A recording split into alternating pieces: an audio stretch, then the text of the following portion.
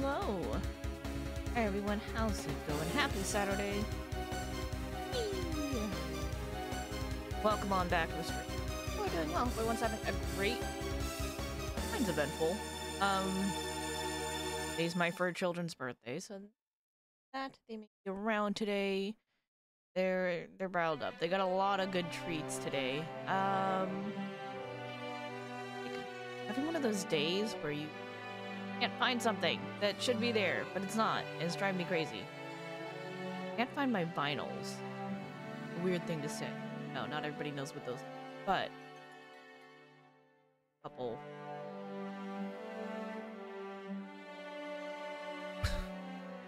So odd. Anyway, welcome back to the stream. Hope everyone else is having a good week and a not confused day. We're here to voice and oh wait, hold on. I got a better idea. Give me a second.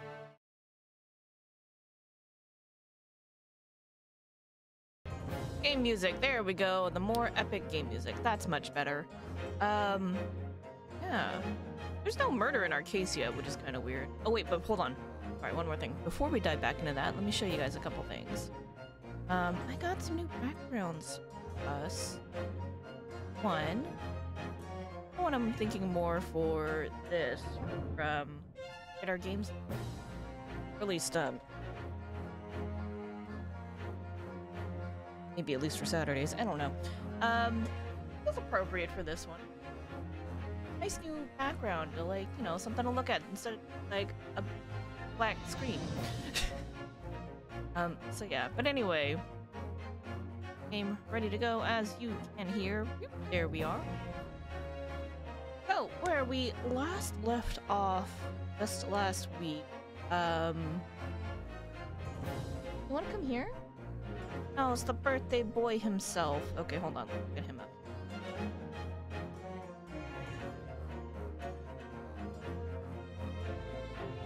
Very excited.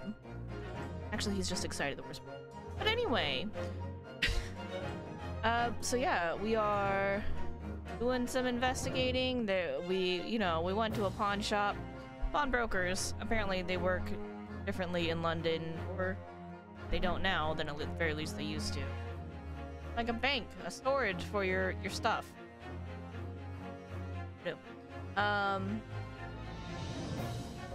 Then while we were there, there's some sticky business related to not a current murder, but a former.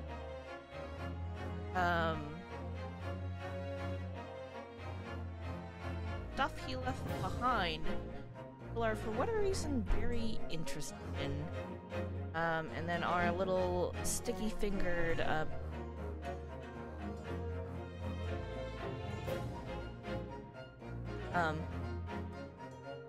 sticky-fingered friend, the thief girl, got us with a,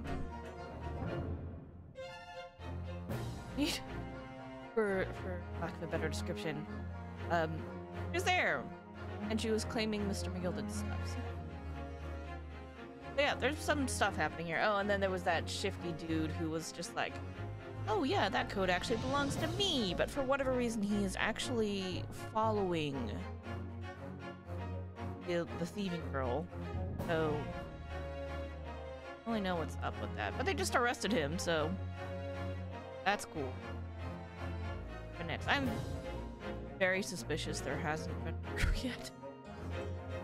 Like, that's kind of weird, because the last time they did that was with the grand larceny case, and then all of a sudden it's like, oh, just kidding, somebody was murdered after all. Oh, so yeah, it's like another one of those. Okay. What are we getting ourselves into? Just like last week, we're probably just gonna do what? Rather one piece after edit. So until the next break. Breakpoints are pretty long. They're still like 2. That's a lot, man. All right. 15th of April, Baker Street. Gina, that's her name, Gina Lestrade. See, that's why I hate grown-ups. All they do is feed you a pack of lies and take away stuff take stuff away from ya. Crap. Okay, hold on. Bobby Fulbright. Bobby Fulbright. Oh, really, Miss Lestrade? Tell me, is that overcoat keeping you warm? What? Wait, what? She has the overcoat again. That's the thing that belonged to Magnus McGilded that supposedly the police confiscated, and yet she has it. Oh my, surely you were given that.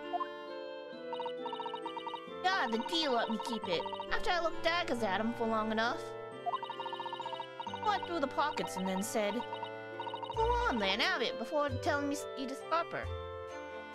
Really, though. Hey, Darjeeling Clink, thanks for the Momo Pyramid, for the lovely Momo right here. Birthday boy himself. He's so excited. Boy, attention, I love attention. Booty Smackles. Birthday booty smackles for the boy. I'm gonna pato this catto. Always pays off giving people a look like you ate them. That's hate, right? Not like. Can't help feeling that it's going to get you into serious trouble.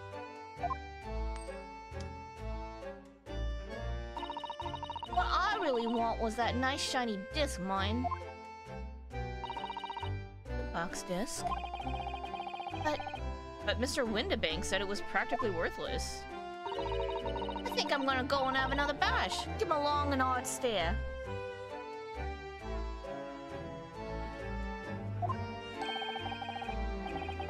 I think not, Miss Lestrade. We shan't enter Windibanks again today. Why not? That's not fair. And it can't be helped, I'm afraid. Police are investigating the scene now and taking a statement from Mr. Windibank. That disc mine. I had the ticket for this coat and it was in the coat's pocket.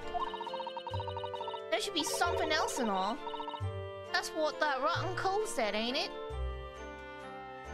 Something else. There's supposedly two things inside this coat that Magnus McGilded left, which is why they were so interested. I don't know what it is.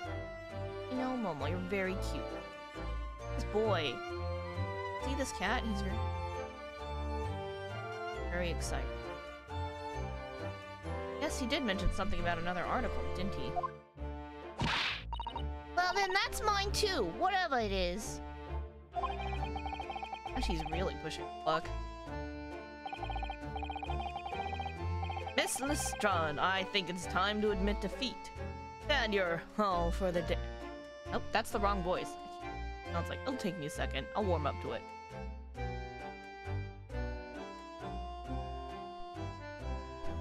You've had your haul for the day. Yeah, and it's all your fault, Shones.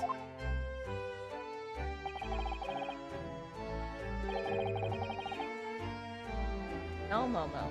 No, I know. Very cute. Also exciting to you.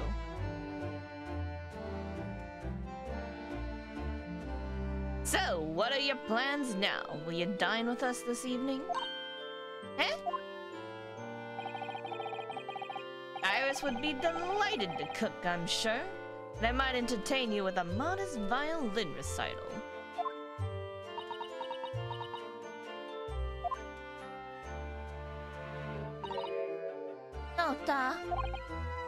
Oh.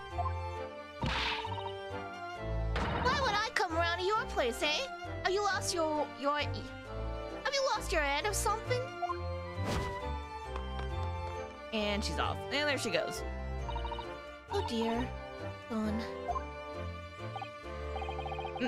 Having reviled on me quite unnecessarily, I might add. I can't help but ring. Perhaps she might turn up anyway. Interesting.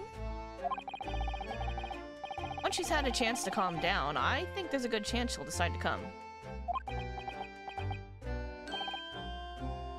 Very well then. I'll inform Iris to set a place for our potential guest at the dinner table.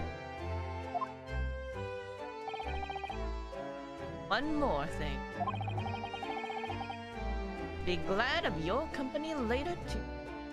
I know, Momo, I can't remember, and it's really hard to focus when you are being so cute. Commanding. You guys probably can't hear him, but he's yelling at me. I'm being yelled at by a cat right now.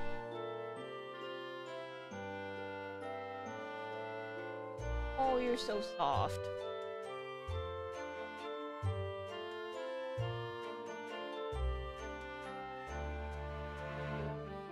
Me scratchies. What?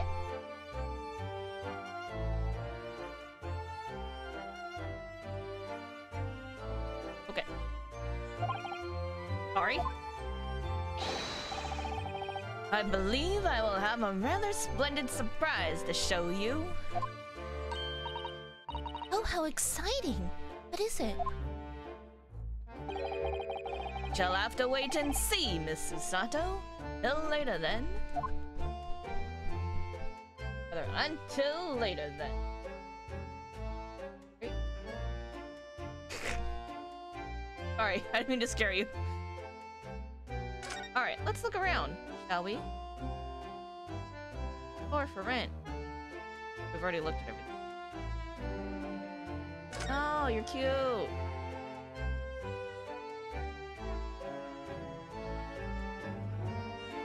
Back? Going.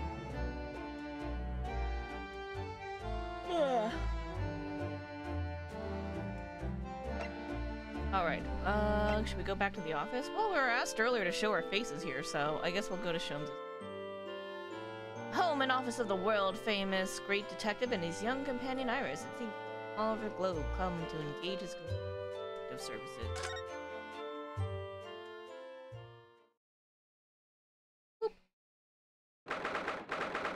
15th of April, 3:46 p.m. Sholmes' suite. Ah, Susie and Bruno, come in, come in. Sorry. Good afternoon, Iris. Thank you so much for breakfast. Oh, don't mention it. Goodness, look at the time already. As always. I am. I'm preparing everything for dinner this evening. Already? You're obviously cooking special, are you? Oh yes, after all, we have a special guest joining us. Tina? Guess who it is? Come on. You'll never guess. Those little eyes of hers shining. Oh dear. Awkward when you already know the answers.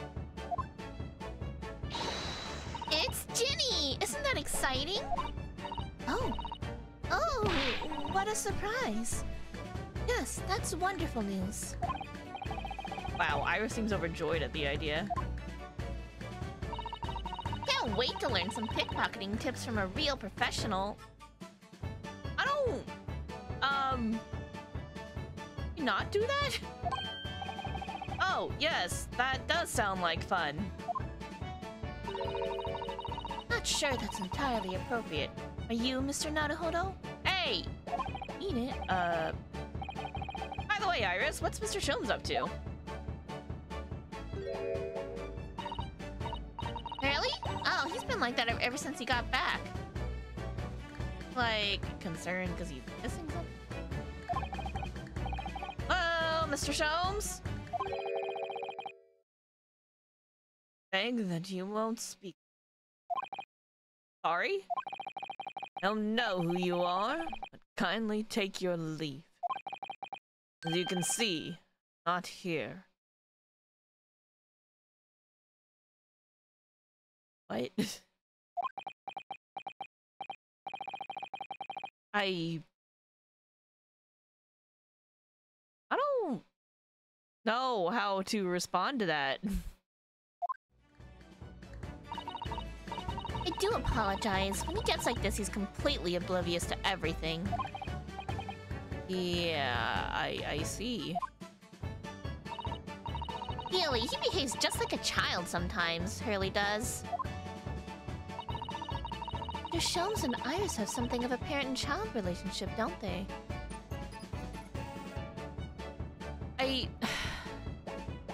Technically, yes, but not in the way one would expect. Hmm?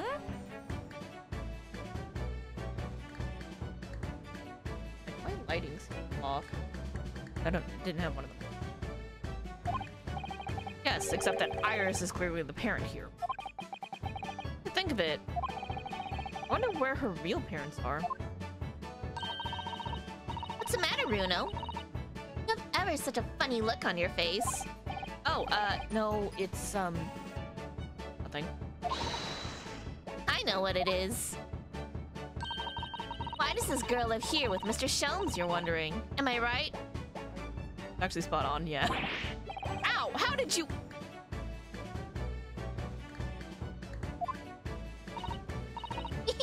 Oh, Bruno, I can read you like a book. Ugh. Girl's dangerous. Don't worry, you can ask me anything. I won't mind.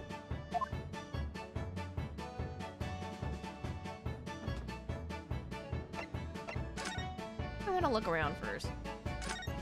Oh shit, no, I didn't want to click on that! Oh lord. Bro, what are you doing? So, Mr. Sholmes, what are you so engrossed in? Did you not hear? I am not here. Of course you're not. And I think why the whole bend of the ocean is not one solid mass of oysters. So prolific the creatures seem. He won't even turn around and look at me. It's best just to leave him alone when he's in one of his moods like this. Yes, I can see that now. I have learned. Oh wait, hold on, the violin. Proper violin. Now this really is Mr. Sholmes' faithful performing partner then. The Stradivarius? No, it's no good. Come on, Stradivarius. Stradivarius. Bruno's cave. Virtuoso's violin that he found in a pawnbroker's and managed to buy for next to nothing. All he went through to get it back, he's just cast it aside on that chair. In fairness, there is a cushion on that chair, so it is clearly a place of high importance, okay? Oh shit, I missed it. Hold on, we got this. I was looking forward to hearing the beautiful sound it makes when Mr. Sholmes plays it. It does look rather sorry for itself there, doesn't it? Well, again, the cushion makes it fancy. That means it's a place of honor. At least Wagahai hasn't attacked it yet. Even his eyes are saying it's only a matter of time. Where is the Kato? Matter of time. Okay. Need to click there.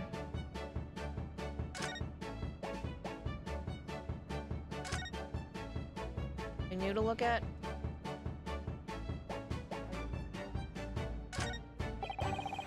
Iris' beautiful tea set is there. A cup of one of her special herbal blends always helps me to relax when I'm feeling the strain. Each custom of tea has many similarities with our own tea ceremony customs, don't you think? The idea of hospitality behind it. That's the essence of tea. Is it though? This is where Iris notes down ideas, isn't it? Let's see. What does it say today? Ah, Boscombe Valley Mystery. Oh, how intriguing. It must be the title of Iris' latest work. Oh, so sweet. Oh my, I wonder what fantastic tale awaits us. Sato-san looks like an angel, but I bet she's dreaming of the most unsavory crime you could imagine. Yo, people who are into true crime shit like that, that's how they be. There's nothing wrong with that. I'm just saying, that's the truth. Alright, let's talk about Ginny. So, by Ginny you mean Miss Lestrade, the young woman from the McGilded case 2 months ago, right? Yes! Also also stole my experimental smoke grenade launcher. Yep, still has that. Can confirm. Though after that trial, I invited her back here and we had dinner together. And now we're the best of friends. That's why she still has it. Got it. Oh, what a lovely tale. Yes, now if I bump into her on the street, she runs away as fast as she can. Oh. And I chase after her down the back alleys. Interesting idea of friendship. And then I let her have the latest color of smoke grenade I've developed. Oh. There's so many beautiful colors in the world, Ginny wants me to make a whole rainbow. I suppose this means you've let Miss Lestrade keep the smoke grenade launcher, haven't you? We saw it rolling. Just saying, just want to point that out, we've already seen it. Yes, that's right. I got bored of it anyway. Hurley always reacts the same way when I shoot him with it now. Or Hurley. Ooh, I can't wait for Ginny to arrive. It's been too long since she last came over. So excited. I just hope she does actually come.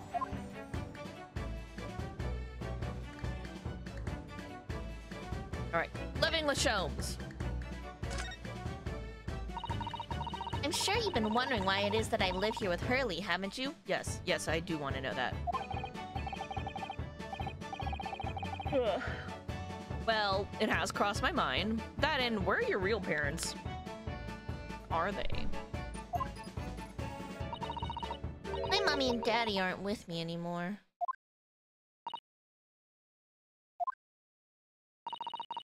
Mommy passed away when I was born. And around the same time, my father... She's an orphan. Well, he had to go to a faraway land because of one of the cases he and Hurley were working on. Are you Watson's daughter? Wait. No, that's not right. Wasn't Lestrade supposed to be the... Sorry, no, hold on. Rewind. Look at the court record. I was thinking about how Lestrade wasn't he the original detective, but that's Ginny's last name. What is her last name? Oh yeah, Wilson. Iris Wilson. Maybe she's Watson's daughter.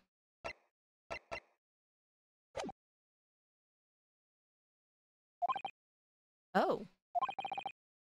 Wait a minute. Did you say he and Hurley? Yes! Daddy and Hurley were always solving mysterious cases together. I didn't mention that before. You must be Watson. Wrote them all up in his diaries. That's what's in the metal chest over there. Really? He recorded them all? Well, he was the original one. Okay. So, you mean it's true? Mr. Sholmes really did have a partner with whom he tackled some of his most taxing cases? Oh yes! I mean, it's always nice to have one, isn't it? Mr. Sholmes' partner was your father? Exactly! Hurley told me I wasn't allowed to look in the chest. That only made me want to look even more, so I opened it up. And you found your father's memoirs. Yes, so I asked Hurley, who wrote these? He nearly fell off his chair.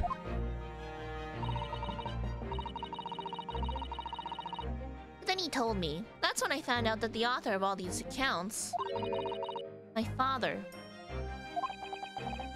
But Iris's father was Mr. Sholmes' partner.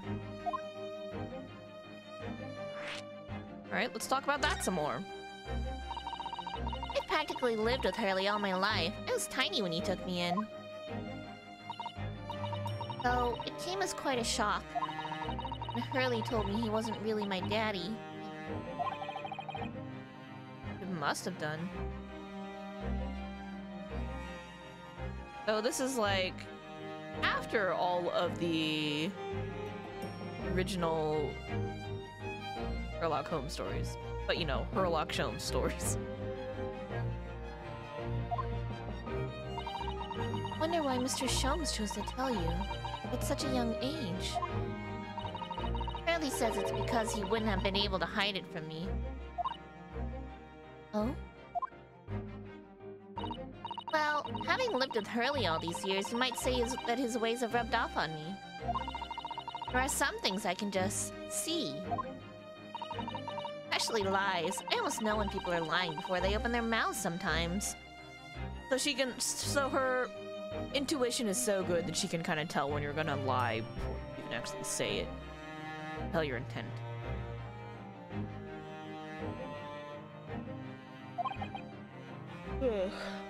Right.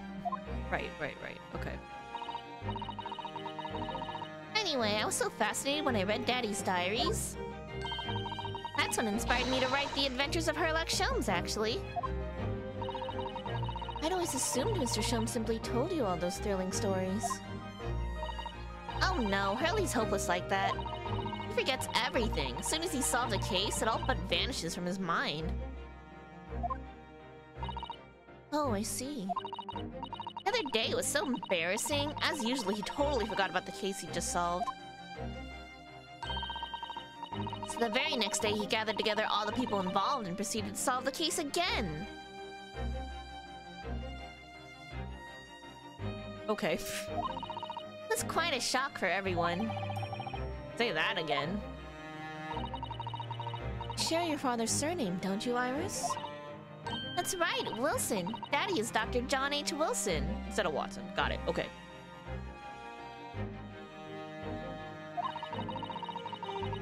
I learned from his diaries that he's a doctor of medicine, you see. That's what prompted me to study and study so that I could earn a doctorate as well. Iris's father, who went to some distant land? A doctor by the name of John H. Wilson.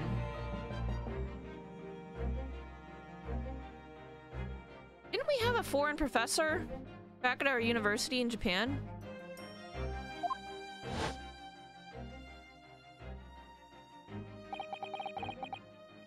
Court will now hear the trial of Ryunosuke Naruhodo. Kindly state before the court the name of the victim in this case. Oh no, he's dead. Victim's name was Dr. John H. Wilson.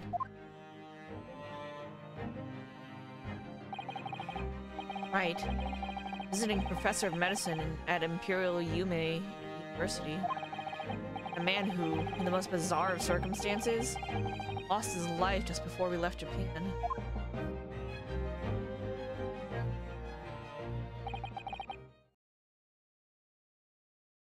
Mrs. Sato?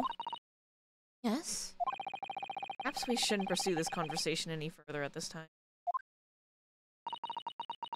That would be for the best.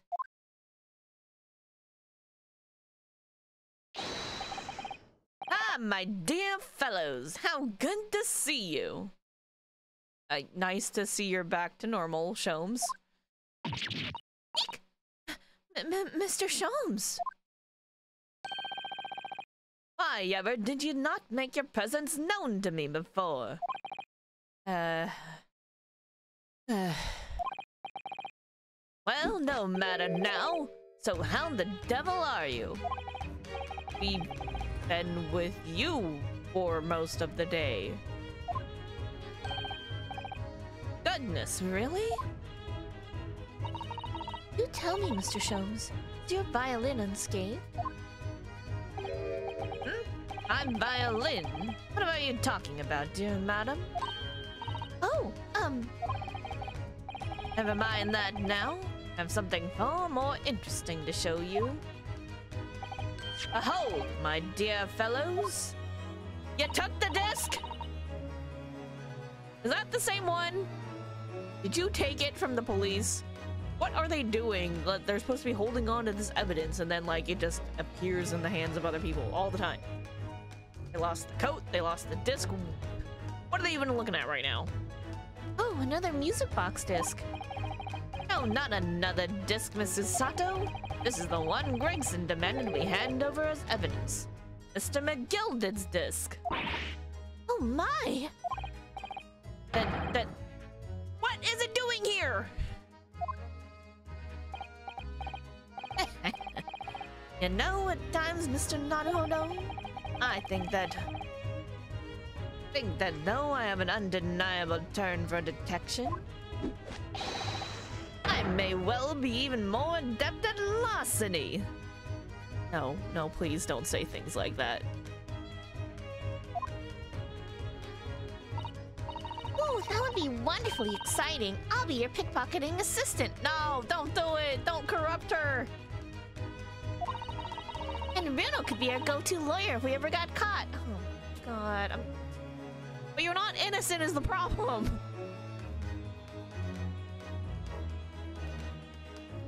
Do not see how that might be a bit of a problem for me. Right. But Susie has such beautiful handwriting, she could write all our menacing crime notifications. You become an accomplice to larceny. Got it. Okay. Yes, I'd be delighted. I'm just gonna pretend this conversation never happened, I think.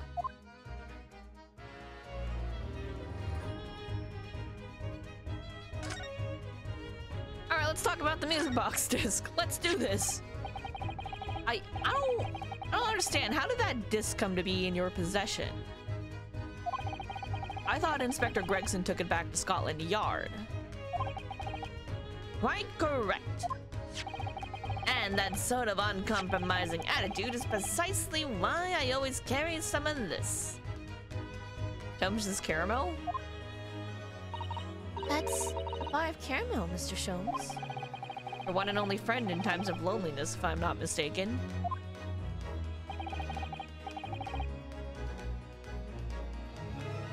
You will humor me, my dear fellows. Cast your minds back to when the good detective confiscated the disc.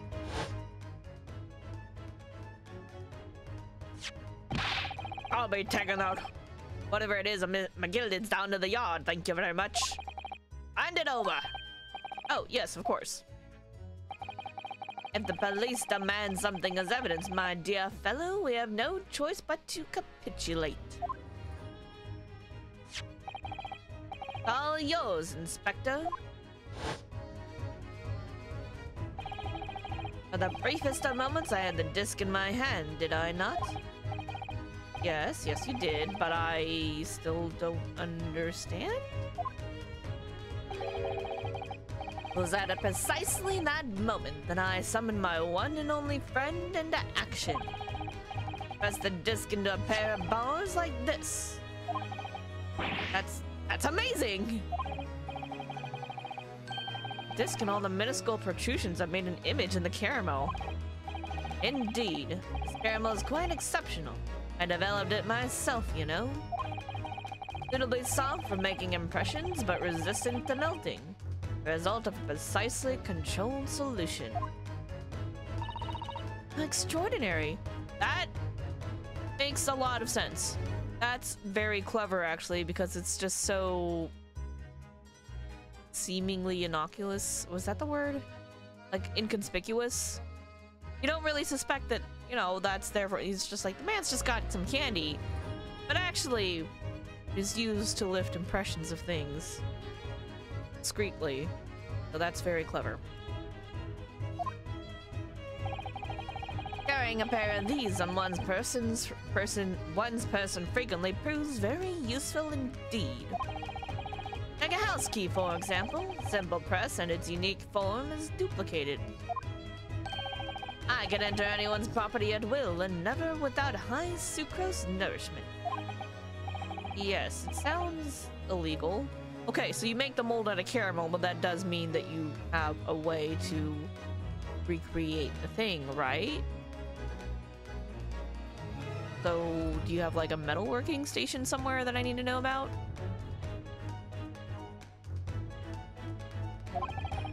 From the image, I was able to create this. I confess I was most curious to know what manner of music would issue from the disc when played. Can we go check that out? Because I want to check that out. Do tell us then, Mr. Sholmes. What music does the disc play? Well, Unfortunately, I have no idea. We don't have the music playing thing, but we could go. Actually, we can't go into the pawnbrokers right now because they're busy. We've already established that. No idea? None whatsoever. You familiar with the workings of a music box, my dear fellows? No, I'm afraid not. Goodness, you don't know, Bruno?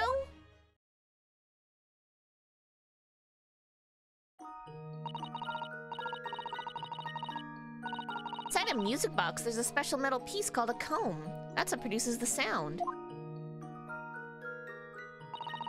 Small protuberances pluck the different teeth of the comb as they rotate past it, making the different notes. The first music box to be invented used a rotating cylinder with protuberances on it.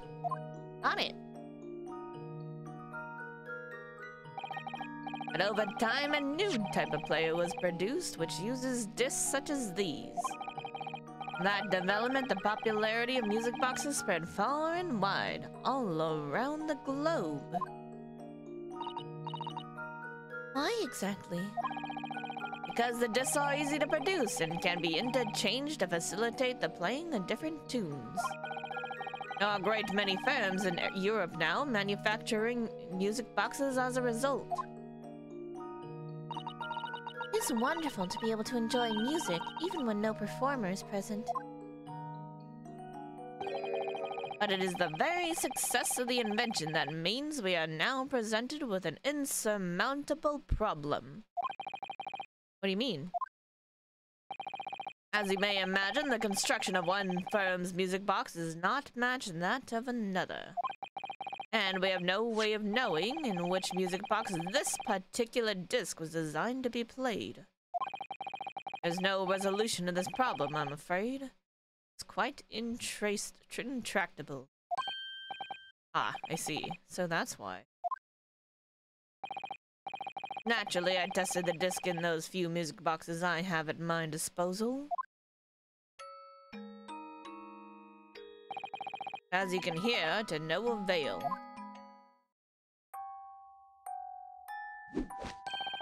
Results were equally unsatisfactory in this one. So, I'm presently engaged in acquiring an example of all the music boxes ever made in Europe. Every single one? Wow, he is devoted. That's Hurley for you, always taking things too far. But, my dear girl, an unsolved riddle is quite repugnant to my constitution. But surely all the different types in Europe will amount to a huge volume of music boxes, won't it? Yes, that is certainly true. Worst case, I shall have to ask you to vacate the attic room. What? Why? I mean, I know why, but why? Rude?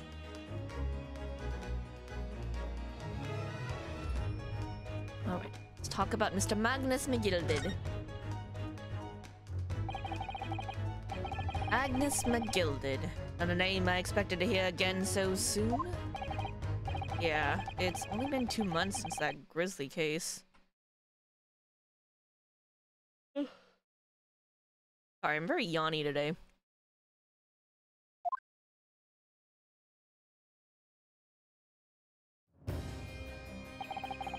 So McGilded perished within hours of the trial's conclusion.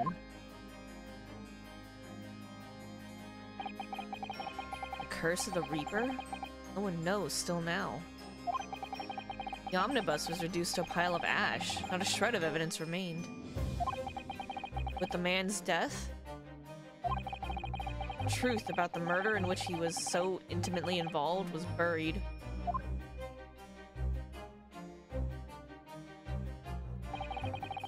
Though he successfully established Mr. McGilded's innocence in the trial, the newspapers are still claiming that it remains an unsolved case.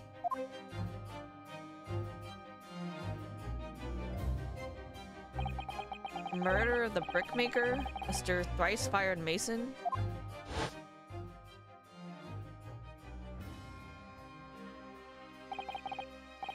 In the end, the truth of the matter remains a mystery. I have no idea what really happened that night.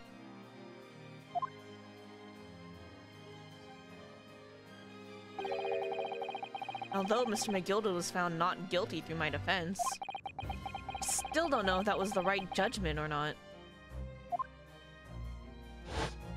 Yeah, because there was evidence tampering. It appears the case is not yet closed.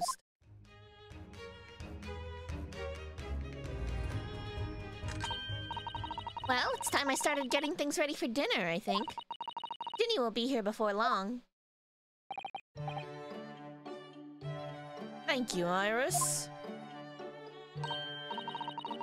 Oh, well, you must let me help you then. Of course, Susie. There's plenty to do. I think I shall investigate the condition of my faithful performing partner. Now then, where did I leave it? Oh gosh, let this be a lesson to you, Mr. Sholmes. Never leave anything too precious with the pawnbroker. Yes, you may be right. Oh, that reminds me of something Mr. Windibank said before. Said that he had a manuscript of Iris's in pawn, didn't he? Did he? Yeah, he definitely mentioned it. Mr. Sholmes' latest tale of otherworldly mystery lies dormant in my storeroom, were his words, I believe. You heard about that, did you? I expect you're as incensed as I was. Oh yes, the idea of such a wonderful story languishing in Mr. Windibank's storeroom, gathering dust. My dear madam, I'm quite sure I told you already. Pawnbroker's storeroom is the safest place for it. More secure than a bank's vault. What about your Stradivarius, Hurley? Was that safe and secure? Well, there may be the occasional mix-up. He's the one who did the mixing up, though.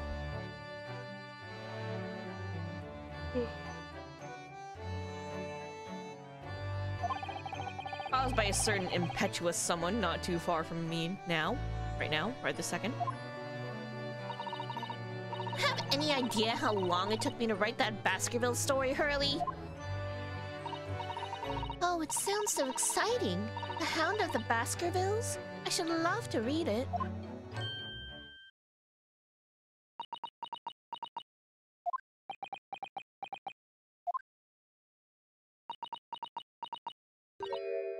Ah!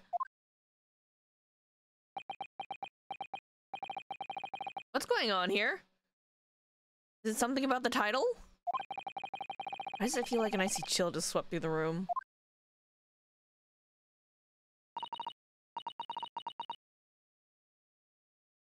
Susie, what did you just say? You said The Hound of the Baskervilles. But how could you know the full title? Well, that's... Did she sneak in and look at it? That's because Mrs. Sato is such a great fan of all the stories about Mr. Sholmes, of course. But Bruno, The Hound of the Baskervilles has never been published. What? I showed Hurley the manuscript. He told me that I wasn't allowed to publish it yet. I don't understand. Have you been sneaking peeks at it? That's why he said that he'd keep it safe. Till it was the right time for the story to be made public, you see. But that's why the manuscript is at Windibank's. Yet how could Susie here know its title? Well, Hurley, what's going on? Did she sneaky peeky? We have been living with him, so she could have sneaky peekied.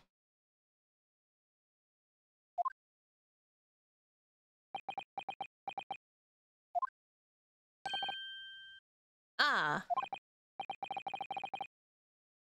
What is it, Mr. Sholmes? Sorry, my chair's in the way. But I was comfortable is the problem. But appear our guest has arrived.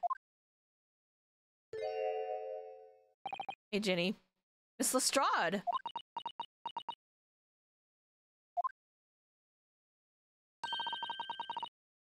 was a bad idea. I knew I won't welcome. I'm going. Oh, wait! Miss Lestrade! We've all been eagerly awaiting your arrival. Haven't we, Iris?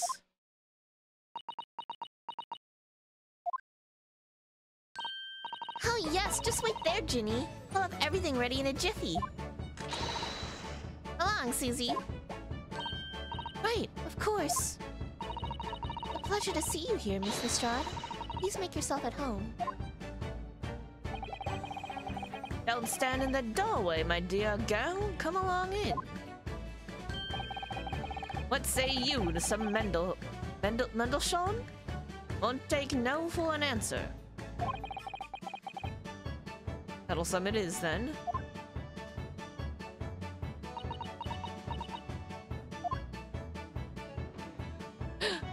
Bug-hi! Oh, look at the cutie. Aww. Love it. Love to see it. That evening, Paris prepared us all a meal that was even more delicious than usual. Mr. Sholmes' violin performance was in no way meddlesome. And Gina, as we came to call her, taught us all how to steal things from one another without being noticed.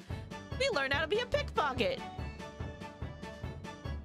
Okay, in fairness, that is like a fun skill I would like to learn, but also probably not something we should be learning earlier. It's fine. Everyone thoroughly enjoyed themselves well into the night.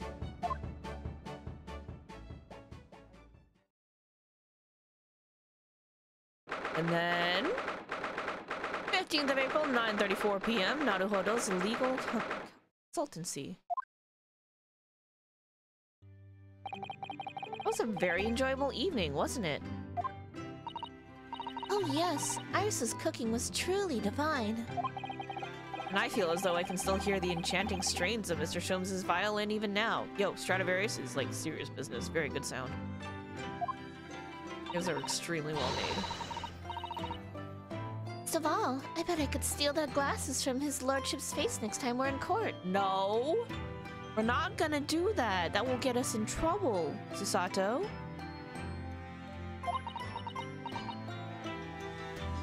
I don't like how you've been stealing glances at a certain manuscript you shouldn't be looking at. Naruhodo-san, I consult with you about something, I wonder. What's the matter, Susato-san? Is it about how you know information that you shouldn't know? It's about the telegram I received. Ah. One that arrived first thing this morning, I suppose. Forgot about that, actually. We did get a telegram, didn't we? I've been summoned. What? Summoned? What do you mean? Telegram was from the Lord Chief Justice's office. Lord Strongheart has asked to see. Lord Chief Justice? When? Tomorrow morning. What? Then we have to start preparing at once! Oh, no. That won't be necessary, Naruhodo-san. I've been summoned alone. Alone? Why would you want to see just her, though? What on earth for?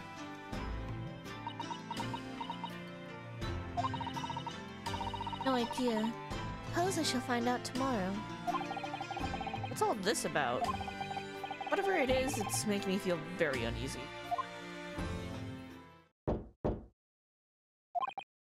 Oh, who could that be, I wonder? Good evening, friends! Ah, Iris. Hello again. Oh, hey, Gina. And Gina, too. Yes, Ginny's going to stay with us tonight. She's going to sleep in with me. Isn't that right, Ginny? Well, yeah. How lovely. Let's make a pot of tea.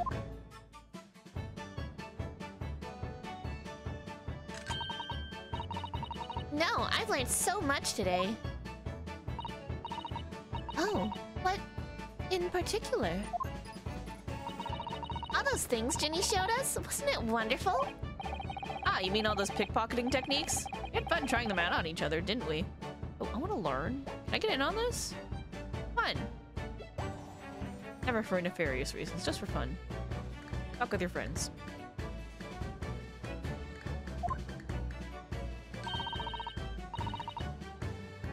I think I've awakened a natural talent. I can earn a living from it. No, Iris, you are a writer.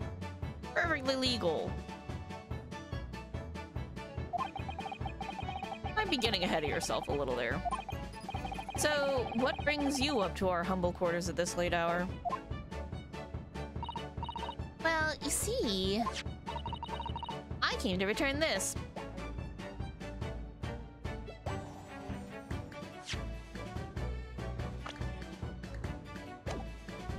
Of course.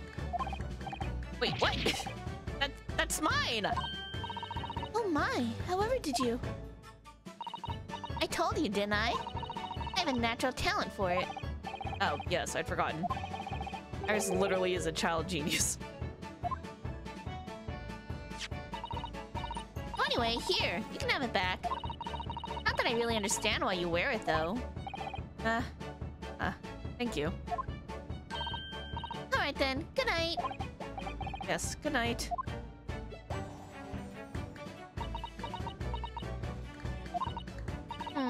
So this is your office, is it? What do you think, Ginny? I think I wouldn't fancy me chances with a lawyer what lives in a place like this. Yeah, me too. Seems as though Iris here still has something she'd like to talk about. I suppose. Probably wants to talk about the manuscript. Yes, I suppose she probably does. Zato-san.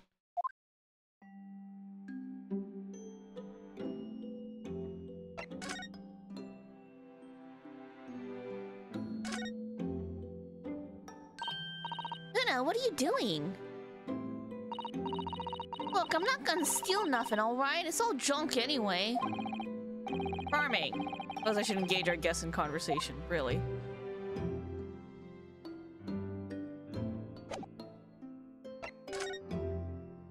Talk about the manuscript. Iris, hi. Suppose you're hoping to talk about the manuscript, aren't you? Aren't you gonna tell me? Oh, sorry. I need a little more time, please.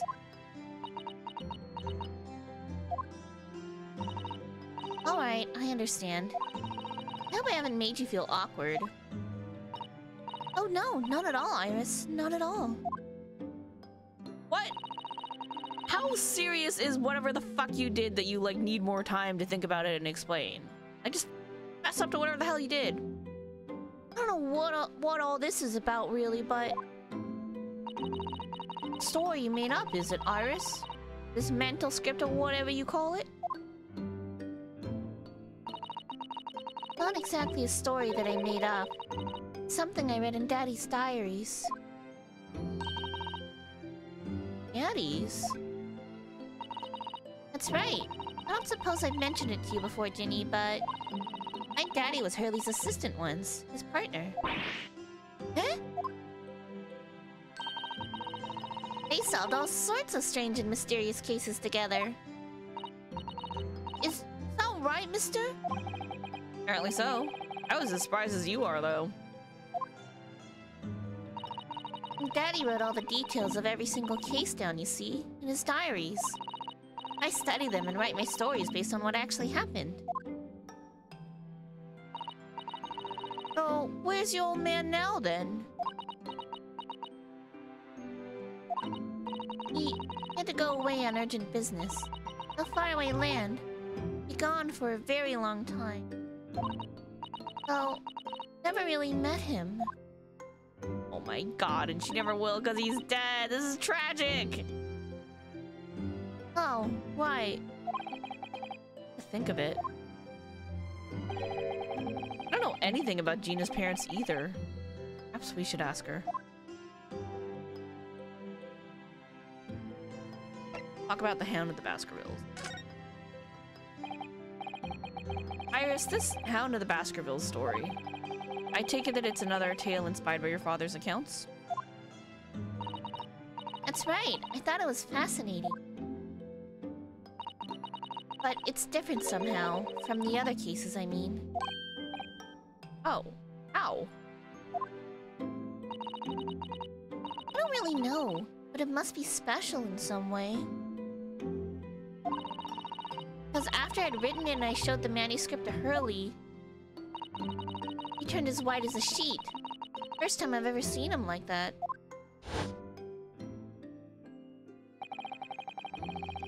Pains me to have to say this after you've toiled over it for so long, Iris.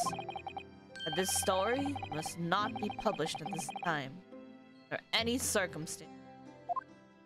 But why not? It's one of my best works. Not at liberty to say. Not now? Not now. But please, do not ask me.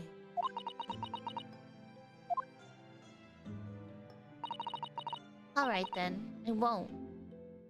Okay, so this was a while ago, it seems like. So, Sato-san should not have been able to sneaky peeky at it.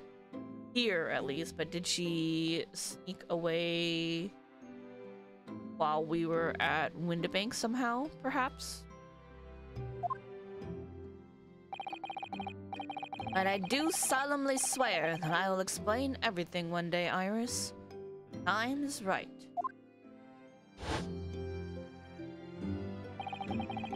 That's how the manuscript came to be with Mr. Windibank, isn't it? Yes. Kelly said it had to be somewhere very safe.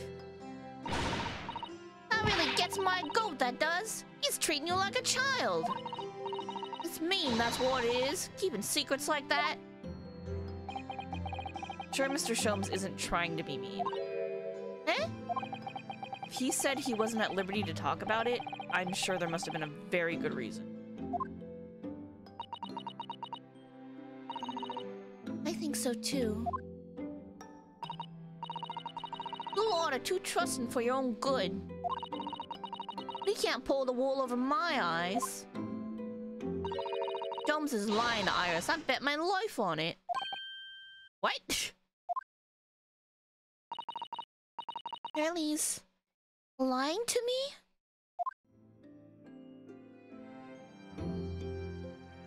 Tina, why would you say something like that?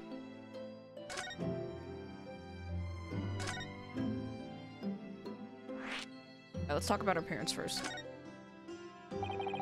I realize that I don't know anything about your parents, Gina. I ain't got any, have I? Never did have. Oh. Look, the East End's full of orphans like me. No one wants nothing to do with us. The minute we were born, not even our mums.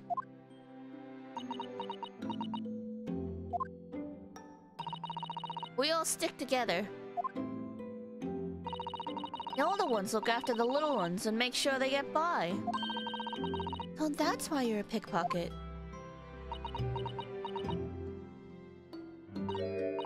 Nah, diving's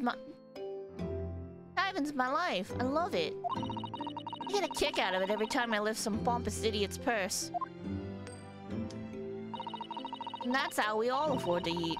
Like Robin Hood, ain't I? That's how I see it. Oh, Gina.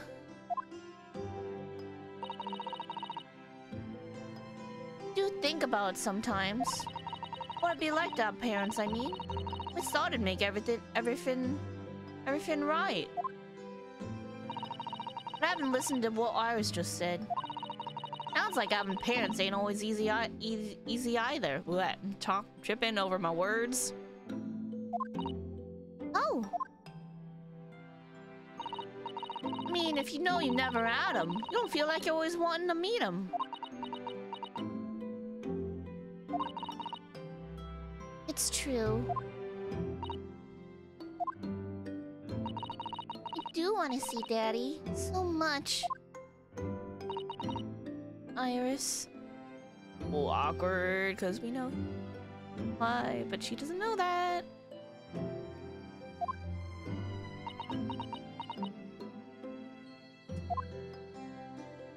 Alright, let's talk about why you think Sholmes is lying. Gina, what did you mean when you said that you know Mr. Sholmes is lying to Iris? Well, reckons he popped that mantle script or whatever, right? Come on, that's obviously a load of rubbish. Oh my, why would you think that, Gina? Simple. The story was really an old Windabank storeroom. No way someone from halfway around the world, in other words, you, could know about it. Ah. Sorry, Iris, but if you ask me, he sold it. Without telling you. But Hurley would never do something like that. Sure of it. So, Susato-san, you wanna, like, fucking tell us now? Because now you're causing an issue with you not being willing to fess up to whatever the fuck you just did.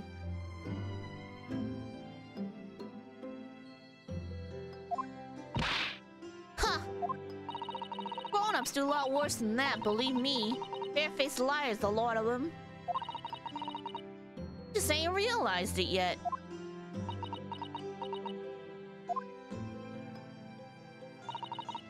I'm telling you, that mantle script ain't at Windabanks. You'd soon see if you had a look.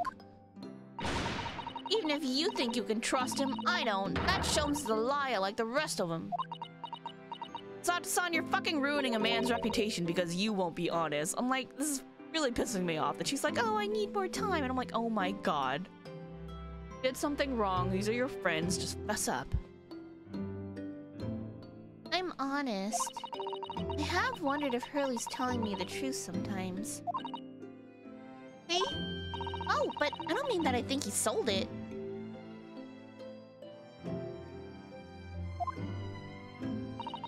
I mean that I sometimes wonder if he might have hidden my manuscript somewhere. Somewhere I don't know. Did she find it when she was cleaning because Susato-san is an impulsive cleaner? Even though it's wrong of me to doubt him. You're too hard on yourself, Iris.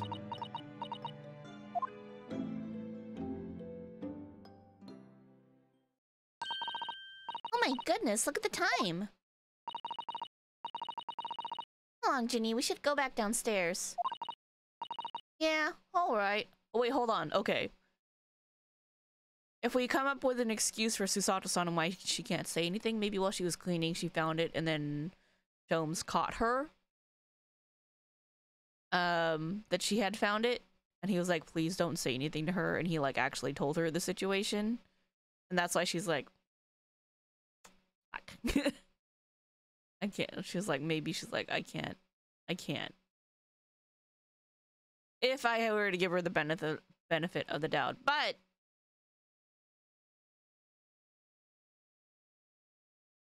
I don't know if I want to give her the benefit of the doubt because some of the she's not always the most logical character.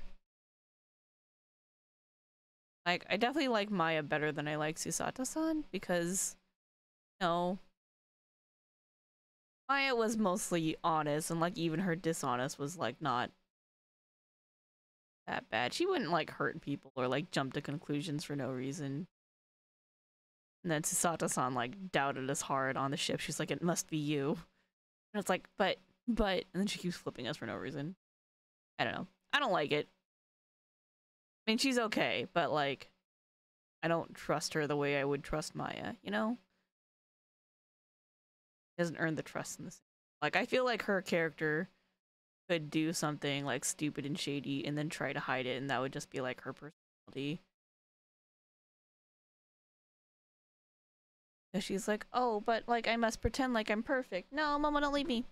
Whereas Maya would be like a little more obvious that she fucked up on something. Sorry, I didn't mean to scroll that. Yeah, alright, is what she said. Like, I don't know how to explain it well, but I think Maya would have fessed up right away, especially if she saw it was causing issues. Whereas I don't trust Susato-san because she like obviously like shit. Anyway. Please don't mention any of this to Hurley, will you? No, of course not. Good night then, Iris. Good night, Gina. You must let me make breakfast for you tomorrow morning. I insist. Oh, yes, please. I can't wait, Susie. Good night, then.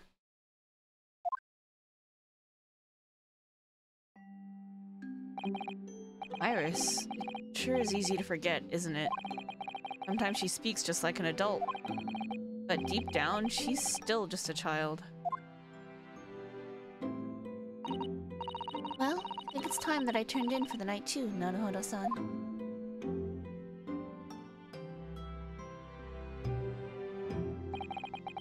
Dr. John H. Wilson, Iris's father.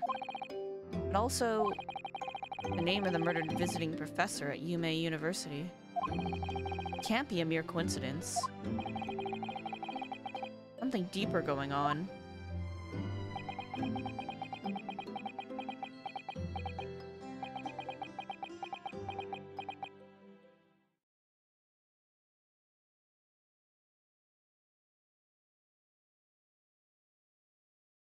Mr. Naruhodo. Naruhodo. That voice. That's Mr. Sholmes. Oh. What's going on? It's the middle of the night. I don't think it is. Look at the those are definitely like beams of sun coming in through the window. Pretty sure. Like, right there. That looks like daylight right there. Anyway. It's Miss Lestrade. He's gone. Gina? She was supposed to be sleeping in Iris's room, but her bed is empty. Well, she's an independent young woman. She'd probably decide to go home, no? Did she take something? I think not. Speaking to her before she retired, received the distinct impression that she was looking forward to breakfasting with Miss Susato. No, I don't believe the girl has gone home. But I've been waiting for over an hour now. Over an hour? Oh. You'll indulge me? Look out the window, my dear fellow. Oh, it is. Why is it like light outside this window, but then dark outside this one? What's this about? Maybe it's like street lights out there. I don't know. Oh, we can see the pawnbroker across the street. Wait a minute. Why is there a light on at this time of night? Going in there to steal some shit? That's Mr. Windibank's pawnbrokery. Mr. Windibank's? Oh no. It's simple. That store was really an old Windibank storeroom. No way someone from halfway around the world, in other words you, could know about it. Sorry, Iris, but if you ask me, he sold it. Without telling you. We went to go look for the manuscript. Gina have gone? It seems you have some knowledge of the situation, Mr. Naruhodo. Alright. Oh, no. No, not really. Well, anyway, we must investigate. At once. At once. Susato.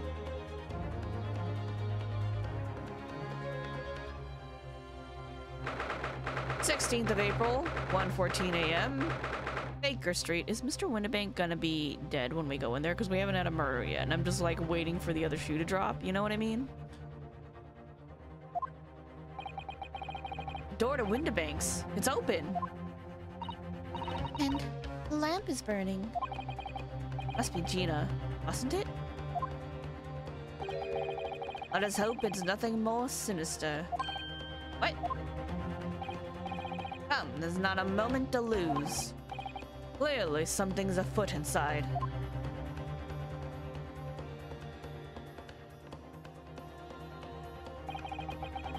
No one here. Oh yes, there is.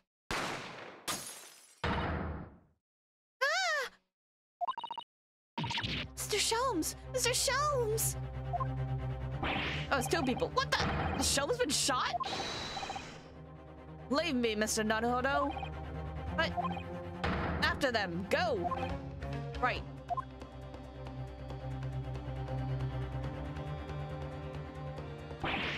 Last. Lost them. Hello, hello, what have we here? Oh. Alarm was just raised from this pawnbroker, sir. Would you know something about that? Officer, come with me. My friend, Mr. Sholmes. He's been shot. Shot? The policeman close behind me. I ran back to Windibanks.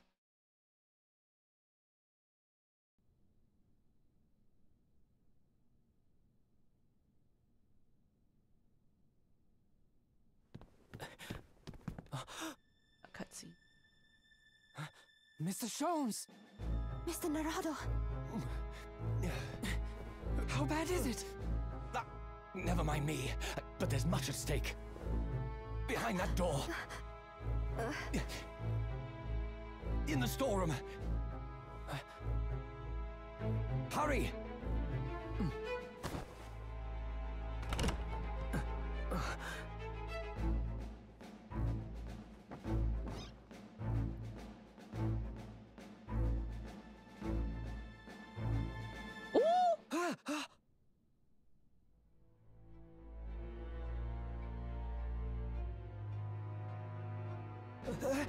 It's Gina! Oh, there's our murder.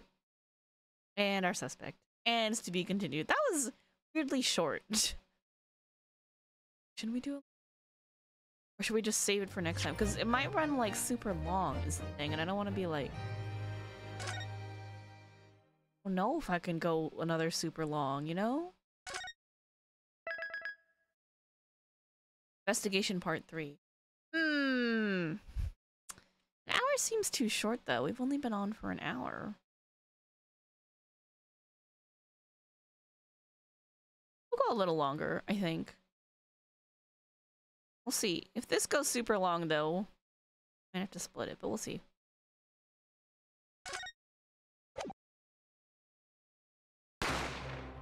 Bang! Ah! Be all right, Mr. Naruto. After them, go! Yeah, we just did this, literally. Find that door in the storeroom. Hurry! Oh, that was him, again. And then we look. There's Mr. Windibank and Gina Lestrade. Ah, she's holding the gun! It's Gina?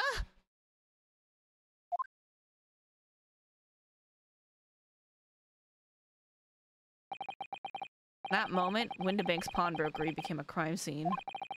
Everything that followed happened in a whirlwind of activity. The arrival of the police, the preliminary investigation of the scene, the questioning. Just before dawn, before I was allowed back to my lodgings at 221B.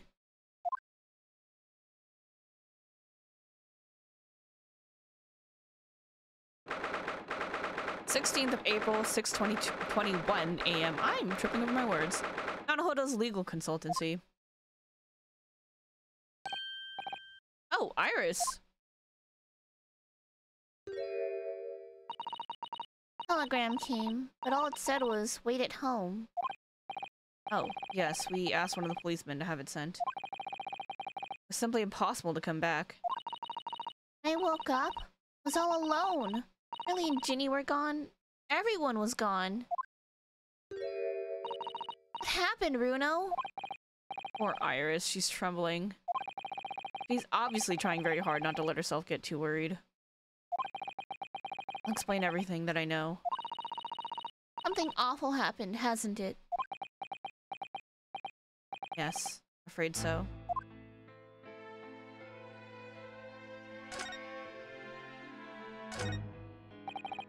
Spring at last, and the weather is warmer now. But I love the smell of the fire and the steam rising from the kettle. Oh! How about some tea, Runo? Thanks, Iris, but I'm alright for now. Green tea Susato-san makes for me from time to time, and Iris's unique herbal infusions. place is paradise for a true tea lover. For sure. You know I always have plenty whenever you're feeling thirsty. Oh, you sweet child. Why is there a shovel? That spade has been in here since we started renting the place. Oh no, that's not a spade, it's a shovel. Ah, you're a shoveler, are you? I had a feeling you'd pick me up on that. Oh no. Pick is something else entirely. I've dug myself into an even deeper hole.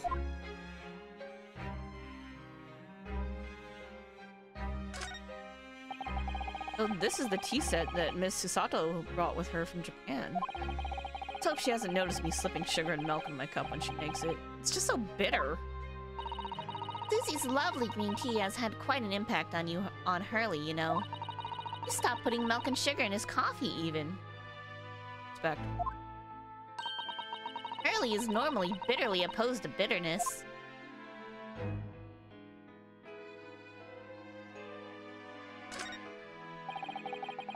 Only been in here for London for about 2 months, but my desk is starting to look a little messy already.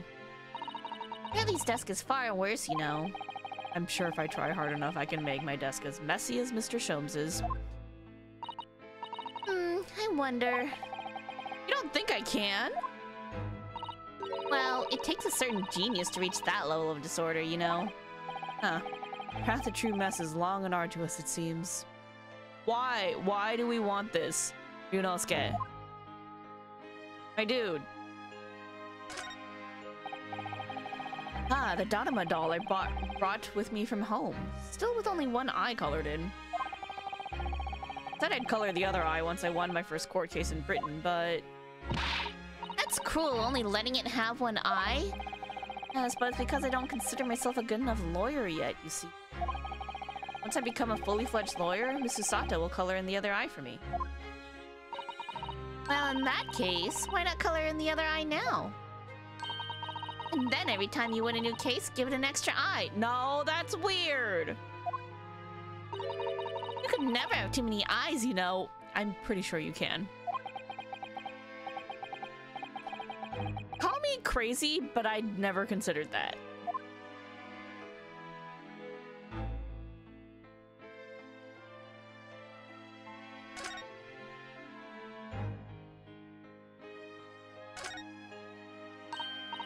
Oh, this looks like a telegram. It is, but you mustn't open it. Not under any circumstances. Alright, I won't. Now then, let's see. Oh, what did I just say? You mustn't open it. But she's not gonna open it. She's gonna...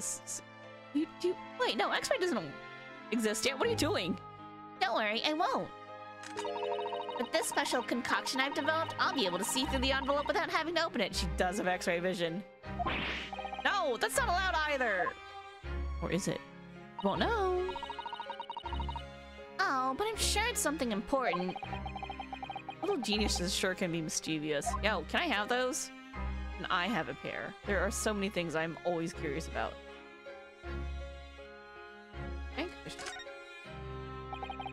We were rather lucky to find that old aquarium left behind here. The prawns we put in there are doing rather well, and the anemones too. Apparently, tanks like those were very popular in London before I was born. Oh, you mean they're not anymore? I think people discovered it was too much effort to clean them out and change the water all the time. It is. It is so much work. You ever had a real fish aquarium before? Oh my god, work.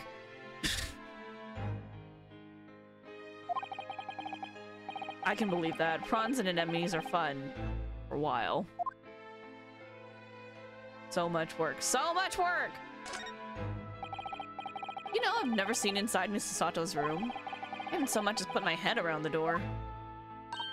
Oh, Susie often invites me up. It's so much fun. Really? What's her room like? I can't tell you that. Oh. A young maiden's private chamber is a place of bittersweet secrets, you know. Never heard that before. I suppose some things are the same the world over.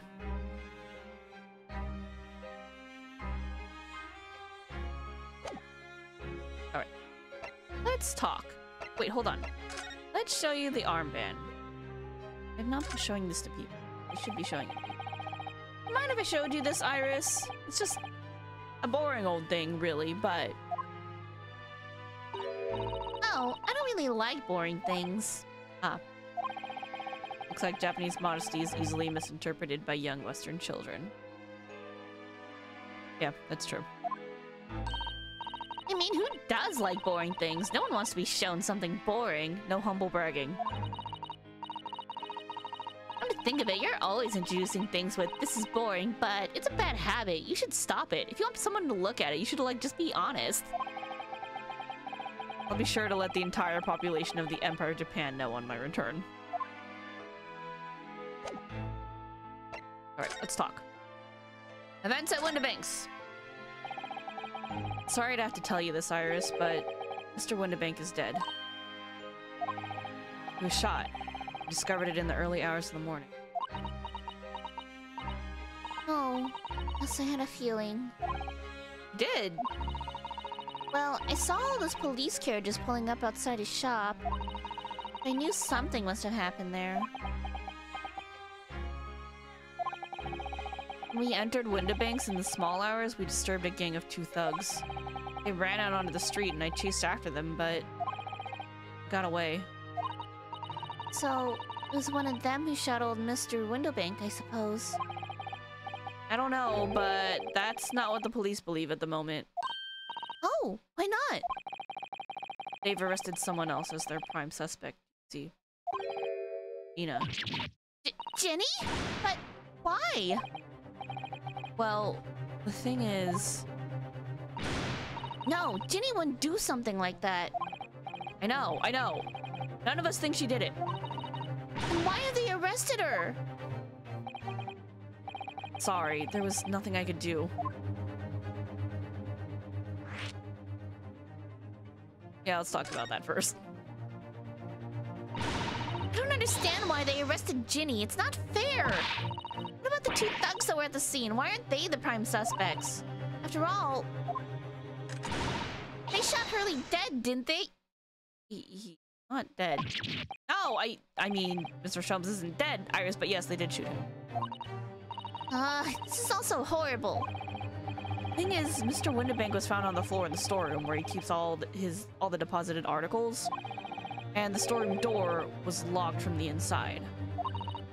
I see. But he wasn't alone in there. Gina was found next to him on the floor as well. Oh, no. And according to the detectives who investigated afterwards... Don't tell me. There was no one else in the room? We don't have ballistics right now, do we? Probably not. Yes, exactly. How did you know? But I, like, very easily opened a flap which someone could shoot someone from, and, like, you know, I could see the bullet hole from the flap, so... stand to reason that somebody from outside probably could have shot him while he was in there. Although it doesn't explain why Nina had a gun. You know. Awkward. It's the only explanation. Yes. The only explanation, indeed. What do you mean by that, Runo? Well? What can I say? Damned if I agree and damned if I don't. Alright, let's talk about Sholmes.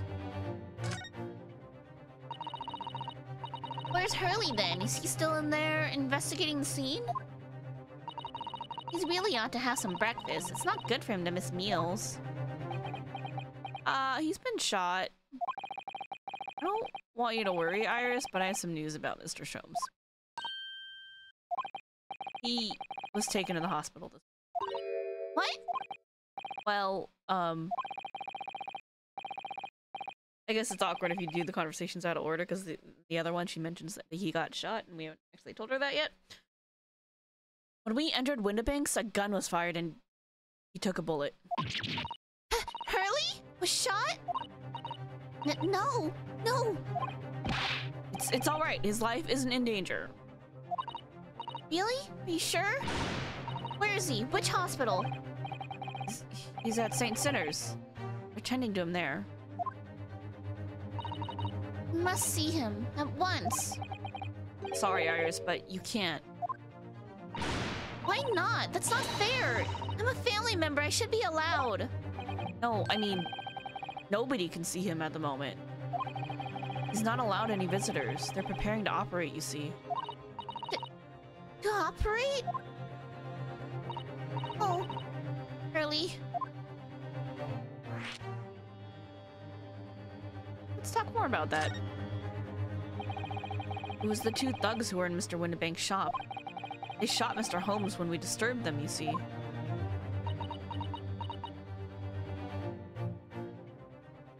One was tall and one was short. That's what we could see from the silhouettes, at least. It was pitch black inside the shop at the time. Weird considering how the light was open, though? Like, the whole reason why we went in there was because the light was on, so, like, how was it pitch black? Right? That's weird. My mind went totally blank, I'm afraid. I just froze. After them! Go! After that, I ran out into the street, but... well, they were long gone. I shouldn't have hesitated. So sorry, it's my fault. Let them get away. You think? A very good thing. Sorry? Well, if you'd seen which way they went and chased after them, might have been shot as well, you know. Got a point. Top of everything else, I couldn't bear that. Iris. Let's talk about Sasato. Where's Susie, Runo? She's still at the police station. Oh, why? I expect she's still being questioned. The police said they wouldn't be finished for a while. Why aren't you there then? Well, I didn't get a good look at the criminals anyway, so they weren't questioning me for long. Mrs. Sato stayed behind at the scene to tend to Mr. Shome, so they didn't get started until later. Ah, I see. Besides, one of us had to come back to be with Iris. Glad Inspector Gregson agreed to let me be leaving early. Should have let me know, and I would have come to the station.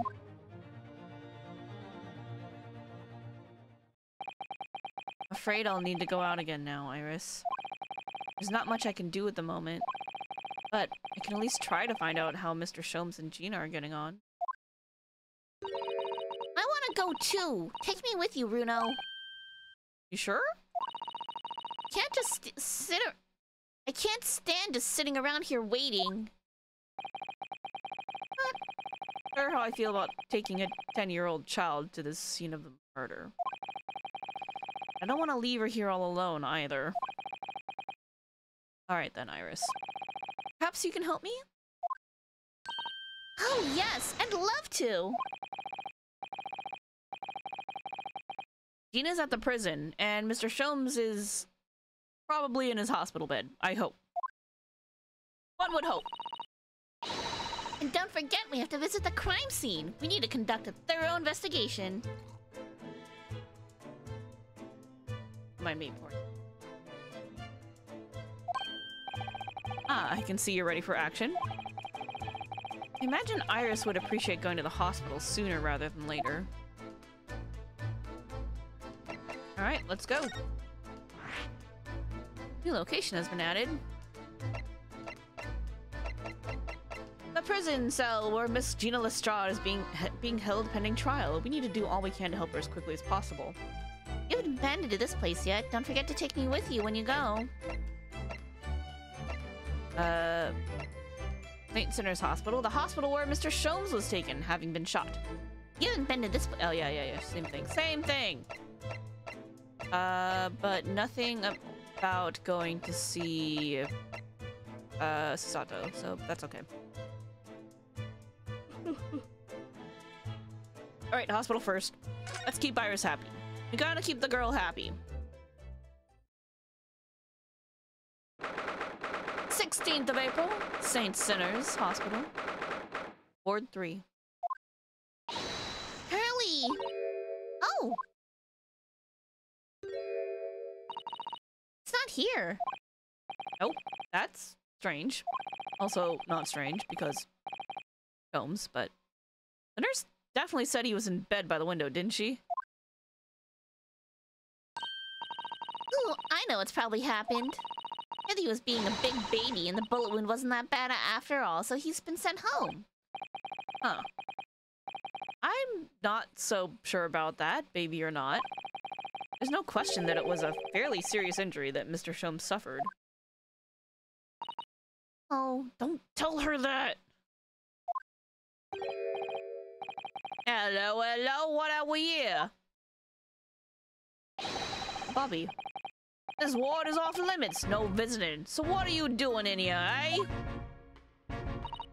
well, I'll have you know, we're Hurley's next of kin. Wait. Oh. Begging your pardon then, ma'am, sir. Little lady and a curious Eastern gentleman. Great mystery solvers as a mysterious family, eh? If that's how you see us, sure! Why not? Let's just roll with it. Where is he, Constable? Where's Hurley? I believe he's currently in the operating theater, ma'am, undergoing an extensive operation. Extensive? It's been several hours since he went in. Oh dear, is he gonna be alright? Well, it doesn't appear to be working, you see. The anesthetic, that is. They can't get the dude to calm down to do the operation, so it's been hours and they can't operate. Oh my god. Oh! I have heard a report that the gentleman claims he may have had a little too much to drink last night. Coffee, that is. Anyway, I think it would be fair to assume that he won't be back here for several hours yet. Let's see. Thank you, Constable. Perhaps we should leave and come back later? Oh, poor Hurley. Look around. Let's look. Get sneaky peekies. Bed. This must be Mr. Sholmes' bed. Poor Hurley. I know. Looks stiff as a board, doesn't it? Oh, I don't think that'll bother him. No? I often find him asleep face down on the floor, completely dead to the world. Okay. I think I'd call the police if I discovered someone like that, but you're probably used to it, right? If this has happened multiple times, I would assume so.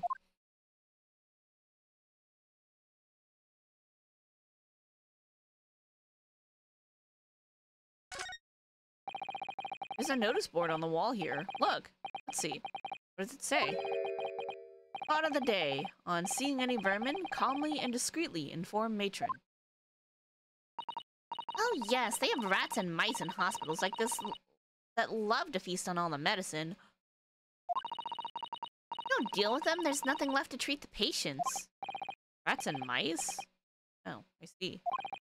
This is a rather old building, I suppose. But the doctors and nurses are all very good, I hear. Certainly hope so, for Mr. Sholmes' sake. But I love digging through the road. In games, not in real life. In real life, no thanks.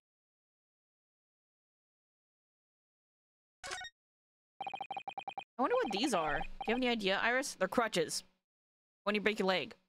Oh, haven't you ever seen crutches before? Let me explain. They're for people with leg injuries to help them walk. Hold one under each arm, you see. Ah, right. I thought they were weapons of some sort. In a hospital? Dude, come on. Why would there be weapons in a hospital? Exactly! Thought maybe a fighter had been injured in a battle contest and been brought here along with his weapons. Good thing you're out in the world getting more experience, because who need it? That's surprisingly plausible. And I guess it's plausible. Is it likely? No, not at all. Okay. I guess we're gonna go see Gina then. Poor Ginny, we have to help her.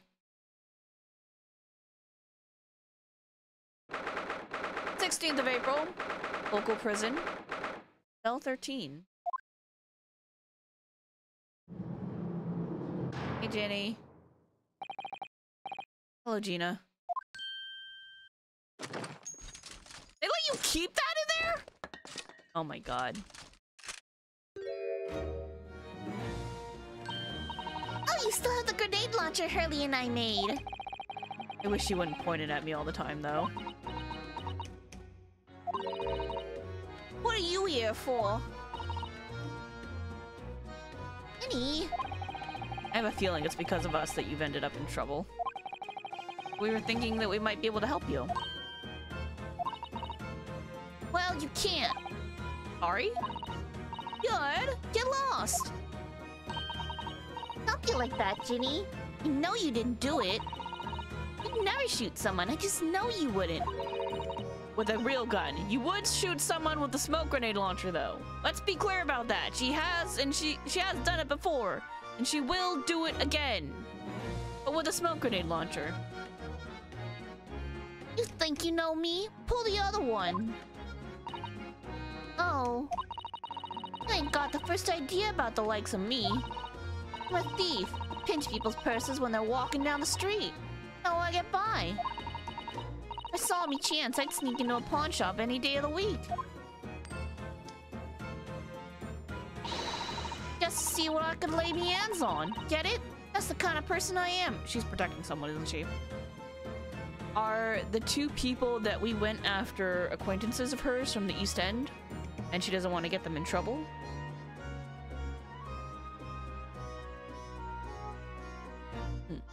There's a question. But Ginny, I'll be in a court tomorrow, they said. Some Cole came by before, said he'd find a lawyer for me or the like. Said it was my right or something. But I told him to get stuffed. I don't need no lawyer. I don't need no one. Couldn't be staring at me anymore, obviously, if she tried.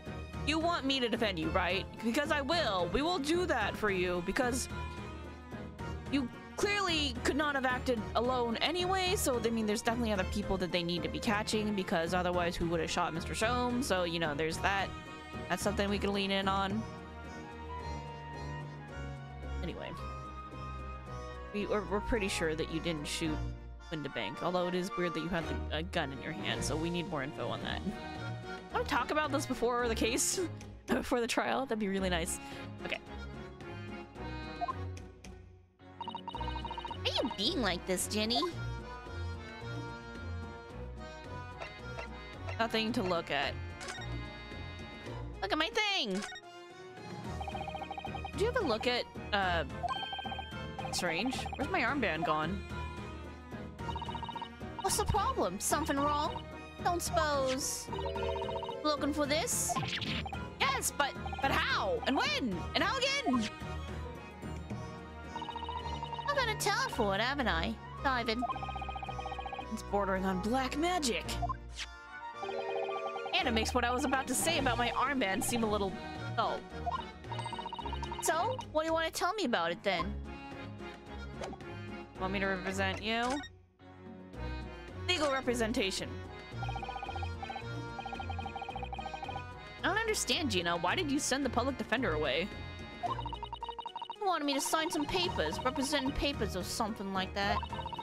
I'm gonna be rigged anyway. Whole trial. I'll pin it on me because I'm a kid. That's what grown-ups always do. Why do you think that? That's how it's always been for me growing up in the back slums your whole life. Do what the grown-ups tell you, it'll get your mates dragged off by the coppers. Worse. I've had it happen to me before and all. And sold out and nearly snaffled on the back of it. Can't trust no one, that's the point. As soon as you do, you'll go on the grass. Dead. You know, listen. If you like in tomorrow's trial, I can Get it! Alright, I could. Close enough. I got close enough. Ginny! Don't you trust Runo? Nah, I don't. Look, I'll ask you nicely now. Just leave me alone. Want to talk about what happened? You tell us what happened, Gina? Last night. At the pawnbrokers? Nothing to tell. Figured it'd pay me, so I broke into the place and started going through the storeroom. The old bloke walked in on me and... all the rest. But why, Ginny?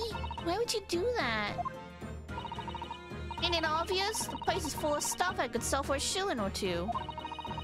Diving ain't easy, you know. It's a lot of work, and half the time you don't even get nothing. Is that really why you broke into the place? What? Are you sure the true reason wasn't something else? Oh, give it a rest. What'd be the point anyway, eh? Nothing I can say would make a blind bit of difference. Please tell us, Ginny. We'll believe you, whatever it is. Believe me? Don't be daft. Can't believe nothing. Everyone lies all the time. You know what? When it comes to liars, I'm the biggest of the lot. I've told some unforgivable lies, I have. What do you mean by that? What unforgivable lies?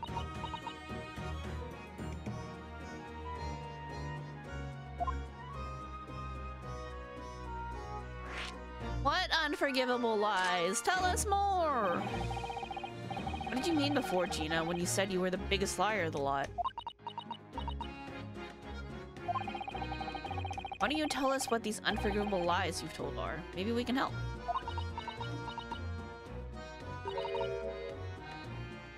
Sorry. We're out of time. You don't want to question me now. Ginny, please. Oh, yeah. Want to give you this. Something to remember me by. Very cute white cat. Photographic print? A really adorable cat.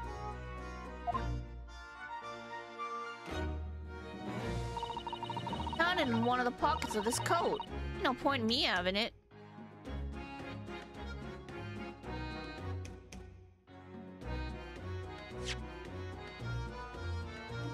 Hold up, can we look at that photo again?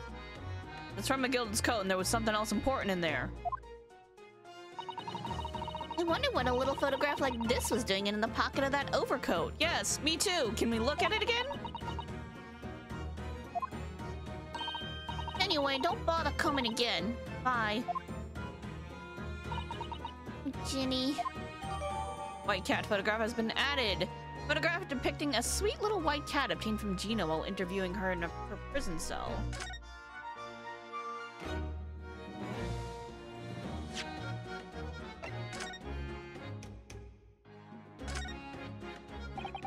This is an adorable little cat. I think it looks a little like Wagahai. I always thought that cats like to curl up inside under the heated kotatsu blanket when it snowed. Maybe British cats are different. Probably just used to it.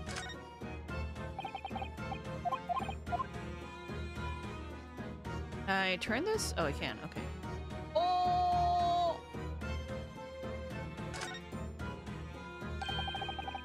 Look on the back of this print here. There's something written on it.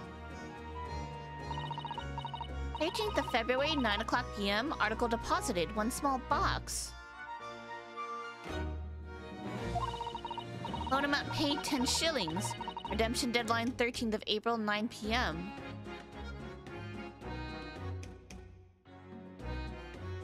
This is another ticket.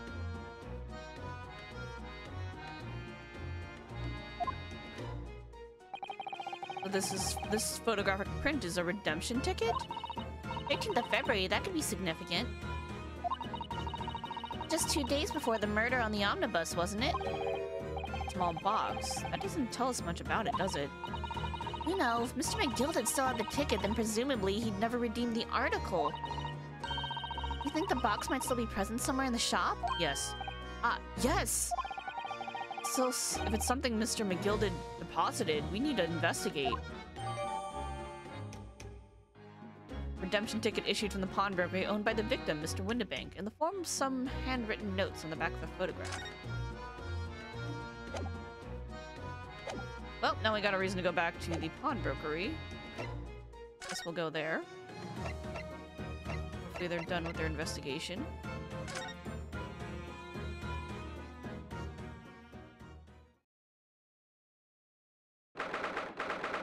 16th of April, Windibank's pawnbrokery.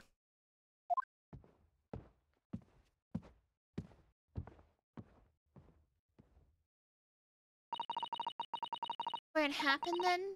Last night? Right. The thugs I told you about were obviously ransacking the place looking for valuables. But apart from the policeman in here, you wouldn't know anything had happened. There's no sign of a disturbance. Oh, right about that, actually. In fact, if anyone, it's the police who seem to be the ones doing the ransacking. I know what you mean. They're like a gang of organized criminals all dressed in black. Oi! I heard that! Oh. Hello, Inspector, Gregerson. Oh, Inspector, good morning. Suppose I ought to thank you. I suppose I ought to thank you for your vigilance last night. Got to the scene before it was disturbed, at least. Shame you let the two rogues get away, mind. Yes, I'm sorry about that. Thought you'd assigned extra men to do the beat around here, Gregsy. Now look what's happened. Hurley's been injured because there weren't enough police on duty. Ah, yeah. Your ladyship! No one told me you were coming. I expect you to take full responsibility for what happened to Hurley and see as the very best medical care. Of course, your ladyship. And the best doctors in the capital are tending to him as we speak. I don't think it's Runo's fault that the rogues managed to get away, is it? Chasing criminals is the police's job. You tell him, Iris. Absolutely, your ladyship. As you say, ma'am, as you say. Benton Black is totally blameless. Everyone's in agreement about that. She's got him wrapped around her finger. Because she could, like, talk shit about him in her novels. Or cut him out of the deal. Would you believe it? He's like a completely different person with Iris. Talk about a personality change.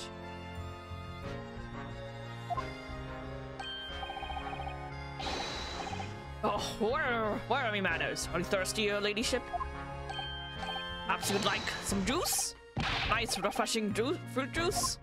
Oh, why? Are you thirsty, Gregsy? I have some of my special herbal tea with me if you'd like some. Glug, glug, glug, glug. Ah, lovely. Ah, very much. Really hit the spot. Oh, ladyship. I don't even recognize him like this.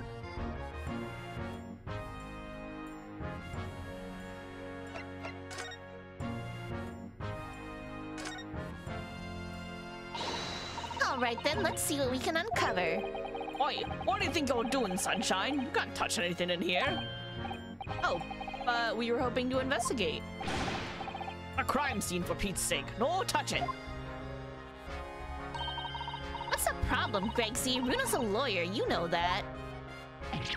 Oh, I'm ever so sorry, your ladyship. Ever so sorry.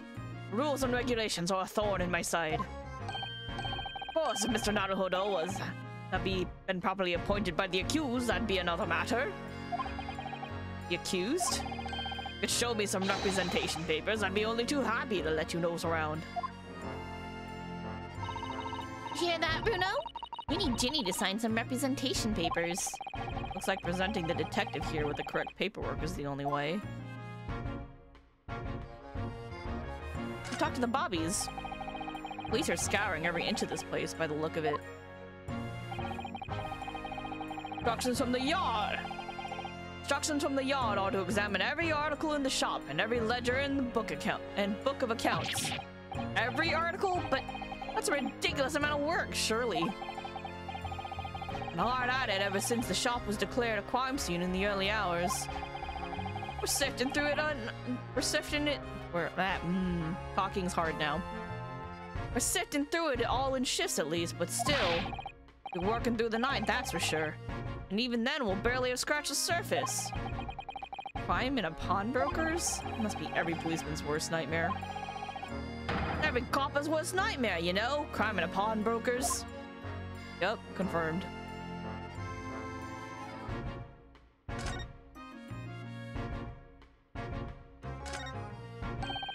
This officer has been staring intently at the wall since before we came in here. Shh! Keep it down! Oh, sorry. It's a major clue just here. Really? Then we must tell Gregsy at once. As soon as I report it, that'll be it. Stuck here even longer. Stuck here? What do you mean? I haven't been home in 2 days already. I need another constable to relieve me and take over my shift. They really have a tough time, the British police. That doesn't stop us investigating, though, does it? No, I suppose not. Fairly sure it was the calendar here he was peering at. You mean the one that's covered in blood? That one? That calendar? Yup. We need some representation papers. Let's talk to the man. Oh, wait, hold on. Look at my shit! Inspector Gregson, could you give me your opinion about this, do you think? We don't tend to share, Sunshine. Not with the general public. Ugh. In that case, Gregsy, how about some herbal tea?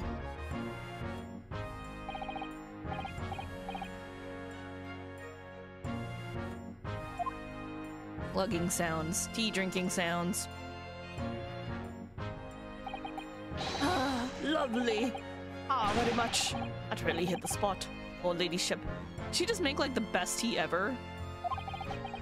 You don't mind sharing that then. I got a ticket. I want my shit. Fine.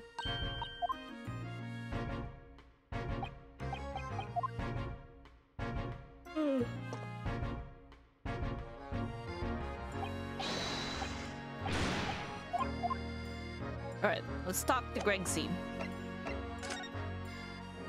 Investigation! So, how's the investigation going, Inspector? Nothing to it, really. Very simple case, this. There's some very definitive evidence. We're just about to charge that diver we arrested last night, in fact. Gina? You're gonna charge her? That's right. We'll be able to bring her before the judge at the Bailey tomorrow. Definitive evidence, you say? What is it? Come on, show me. Your ladyship, as much as I wish I could oblige you, I'm afraid. Ah, she's using her x-ray glasses, I see. Ah, I see. You've already captured the pair of thugs who broke in here last night, have you? What the? And you're going to put them on the stand as witnesses, are you? How could you? How? How could you possibly know that? You have it written down somewhere clearly and she can read it. I had a feeling, that's all. Remind me never to try to keep a secret from Iris. So you've arrested the two men who shot Mr. Sholmes, have you? Well, yes. We were rounded up pretty quickly by the lads on the beat. And Miss Lestrade is being held at the prison? Should be. Assuming she hasn't lifted the key from the jailer, of course. Talk about Mr. Sholmes. Can you tell us anything about Mr. Sholmes? What's his condition? Sorry, I'm not at liberty to divulge that information. Scotland Yard matters are strictly confidential. Well, I know he's being operated on at St. Sinner's. Why can't I see him? I'm family, you know. I'm terribly sorry, your ladyship. It's the hospital's policy. No visiting at all. Oh! Bullet must have hit an artery in his midriff. Lost a fair bit of blood. Oh no. Didn't seem to be too bad in the first hour or so. A hemorrhage like that could make enough. That is enough to make even the one and only Sholmes pipe down. Sholmes is a human like the rest of us, you know. Well, anyway, he's having emergency surgery right now. They've got to stop that bleeding. But we'll be alright, won't he? We'll be able to make him better? Oh, of course, your ladyship. He'll be right as rain before you know it. Really? How do you know? How do I know? Well, because, of course. Ah, yes, because Mr. Sholmes, such a great detective, that's why. We'd better pray the doctors have a better grasp of what's needed to make someone well again than he does, right? You know? Oh dear. Don't die, Hurley. I'll report to your ladyship the moment I hear he's out of the operating theater. Why do you call her her ladyship? Let's talk more about that. I couldn't help noticing, Inspector. What? Out with it, sunshine. Well, there seems to be a marked difference between the way you talk to me and the way you talk to Iris. Watch the sauce, Sonny. I'm a cobbler, and we don't go in for favoritism.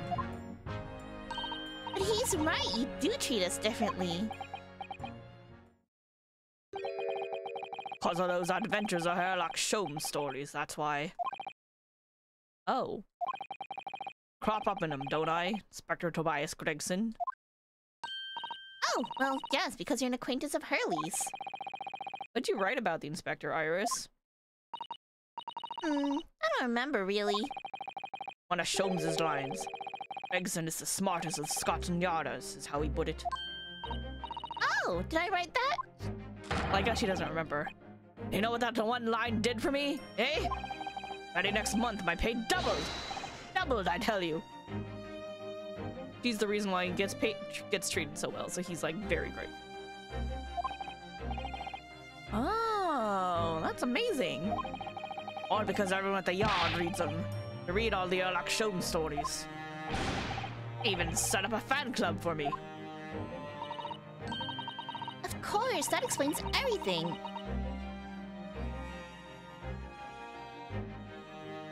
It was around that time they became such a toady to me. I like how she's aware of it. Can you blame me? All it'd take is one bad word from you and Sholmes could change his tune about me. Gregson? No, a great detective will say. Getting quite overrated these days. Think what would happen to my salary if that came out in print, eh? Whole thing gives me the willies. Can't tell you how many nights of sleep I've lost worrying about it. That would never happen, Gregsy. Every month when the new Rance magazine comes out, my hands are trembling as I turn the pages. Oh, how awful for you. Here, have some of my tea to settle your nerves. Glug, glug, glug, glug.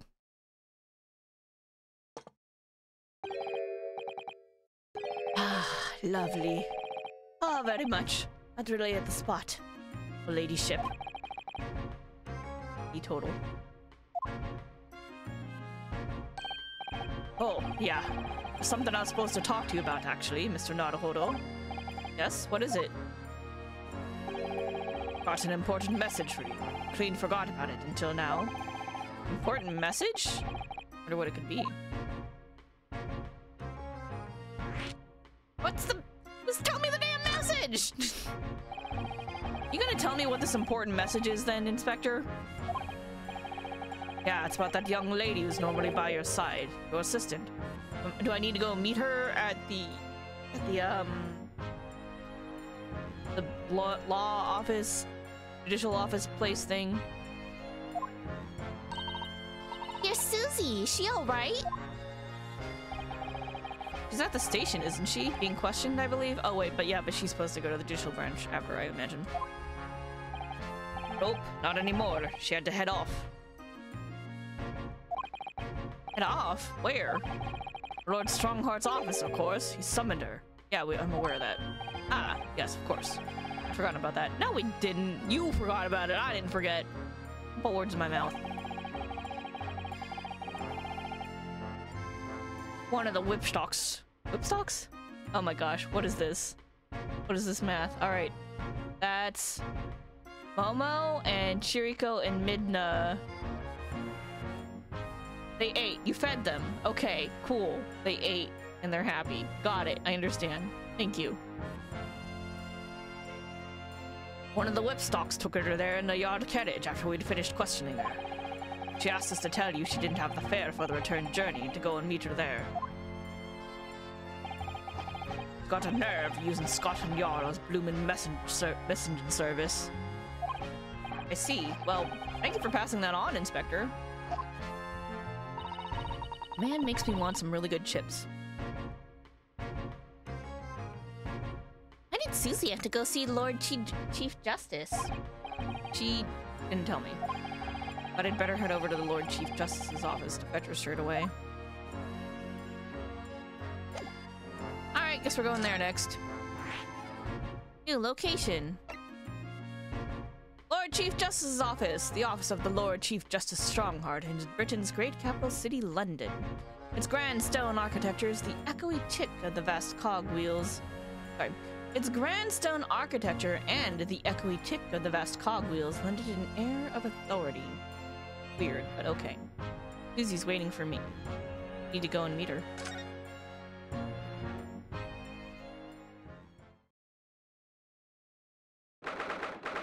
th of April, British Supreme Court. Lord Chief Justice's office. Yes. No matter how many times I come here, I always get the same sense of oppressiveness somehow. You think this place is oppressive? I think it's normal. How so? I mean, look at that suit of armor over there. You can't take that seriously, can you? Maybe it thinks the same about you. So, everything is clear with regard to tomorrow's arrangements, I trust? Yes, thank you very much. Oh. There they are, Sasato-san and Lord Strongheart. I wonder what they're talking about. They both look very serious. What was his voice? I actually don't remember. I don't remember. It's been a while. Very good. There's nothing further to discuss. You may return to your lodging. No doubt you have much to do in preparation for your return to your homeland. Are you being sent home? Wait, what did he just say? To return to your homeland? Sato-san!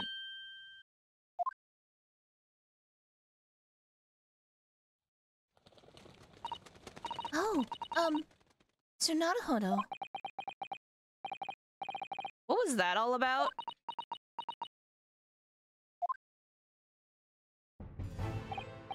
Ah, Mr. Naruhodo. Thank you for coming to collect your colleague. What's this all about? Why were you talking about Mrs. Sato's return to her homeland? And tomorrow?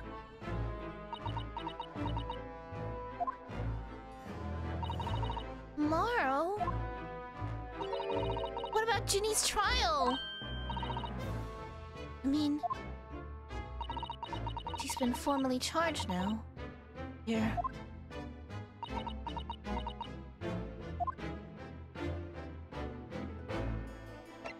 Let's look around. Ooh, I've always dreamt of sitting at a huge desk like that and looking important. Why don't you try it then? Discreetly, of course. Alright, I will. Tell me how I look. Well, Bruno, what do you think? A little too discreet. I can't even see you. He's too small. I love clocks and their mechanisms, don't you? The way all the hundreds of pieces fit together and work as one to move the hands of a single timepiece? Yes, I can imagine clocks are just your cup of tea. When I was little, I used to dream of one day living inside a clock, you know. You must be envious of the Lord Chief Justice having his office in a place like those. No, not really. Oh, Well, I mean, that's a dream from when you're little. It'll be silly now. Don't let Lord Strongheart hear you talking like that. Those giant suits of armor are still facing each other menacingly across the room. I just can't understand why anyone would wear things like that in battle. They must be so heavy. I expect you to invent some special lightweight suit if it was down. Wouldn't you, Iris? I think if it was me, I'd invent a world where people didn't need to fight each other in the first place.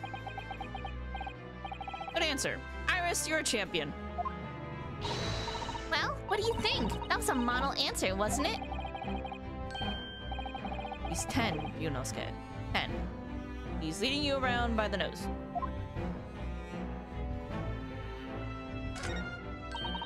Oh my goodness, just look at all those books! Yes, there are books about the judicial systems of all different Western nations. Even for someone like me, it would take at least 10 days to read all of these. Just 10 days? It's fast. Oh, I was only joking, Bruno. I thought it would be fun to play up my genius. It's scarily believable with you. That's the trouble.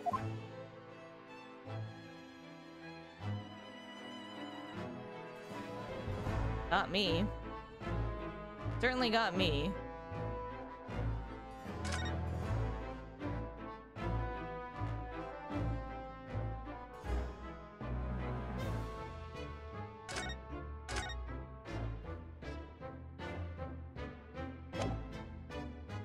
Alright.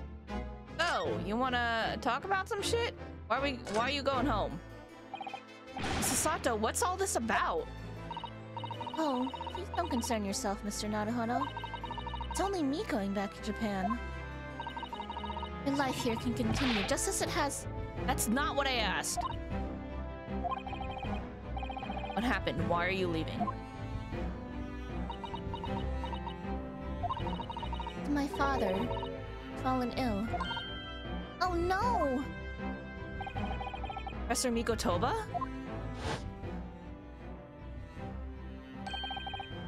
I may. Yes, sorry. Must be the defendant. Yunosuke Naruhodo, I believe. Yes, that's right. My name is Eugene Mikotoba. I'm a professor of forensic medicine at Yume University. We received an international telegram from the Empire of Japan informing us of the news. 10 days ago, father collapsed with a fever. The cause is apparently unknown. It seems he grows weaker by the day. I don't believe it. As you are aware, the voyage from here to your country's capital, Tokyo, takes some 50 days. I thought it would be prudent to hasten Miss Susato's departure as much as possible. Yes, absolutely.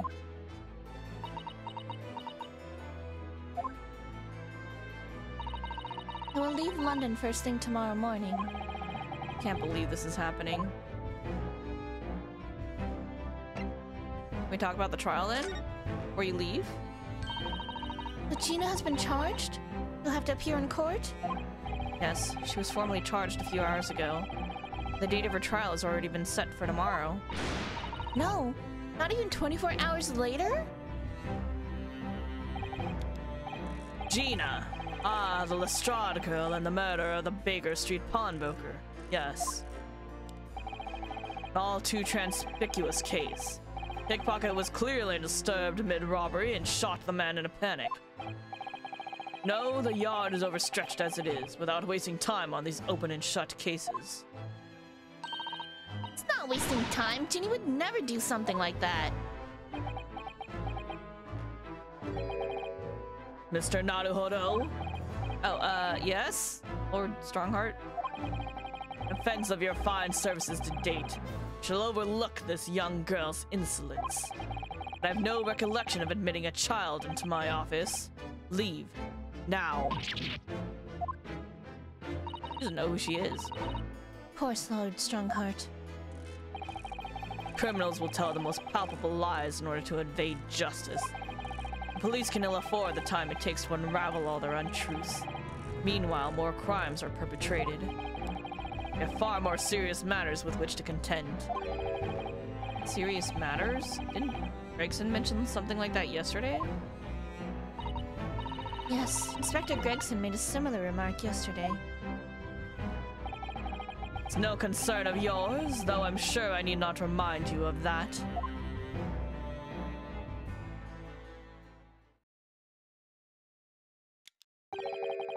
"3 minutes precisely until my next meeting. You must excuse me." Here's just one more thing, Lord Strongheart. Which is... it's Miss Lestrade's trial. I wonder if you might permit me to defend her? A timely suggestion. Sorry? The girl currently has no representation. But that's not fair. Yes, she may be a pickpocket, but she still deserves a fair trial. Don't misunderstand me, young lady. The government provides for those too poor to afford representation with a public defender. The accused need only sign the relevant paperwork, and a defense barrister will be assigned to the case.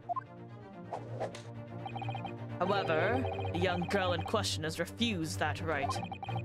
Why would she do that? We just talked to her. No. Question you would do well to direct at Miss Lestrade. We'll find her at the local prison. Thank you.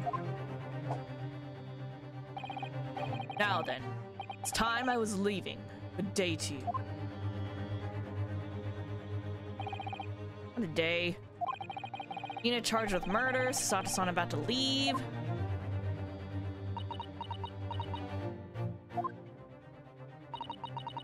Mr. Naruhodo. Iris, you must make haste. But, Susie... you're leaving for Japan tomorrow morning, aren't you? You have packing and things to do? Mr. Naruhodo's judicial assistant. My personal circumstances are of no consequence.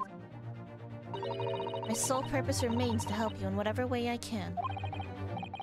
I respect her devotion to her duty. Thank you, Mrs. Sato. A very pensive look. I think we ought to visit Gina first.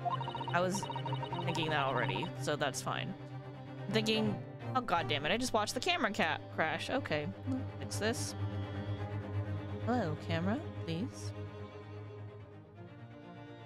Refresh. Wake up. Wake up. Okay, cool. There we are. There we are. We're back. We're back.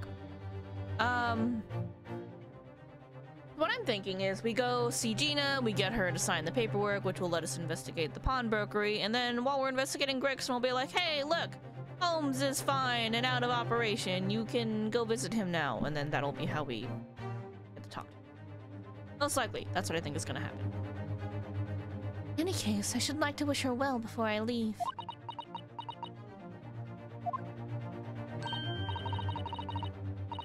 Yes, that sounds like a good idea. Let's go. If I'm honest, this has completely thrown me off. I just have to do what I can. A lawyer.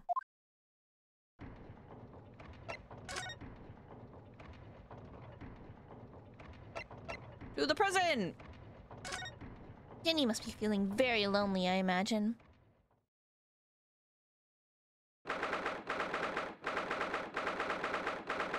April, local prison, cell 13. Ah! Hello again, Gina. And she's aiming the smoke grenade. Alright. Hi. Hello. What are you lot here for now? Have a muzzle of that grenade launcher shoved in our faces yet again? Obviously. I think I need to improve the way you load ammunition into that thing, don't I? Look! You can come as many times as you like, but I ain't got nothing more to say to you.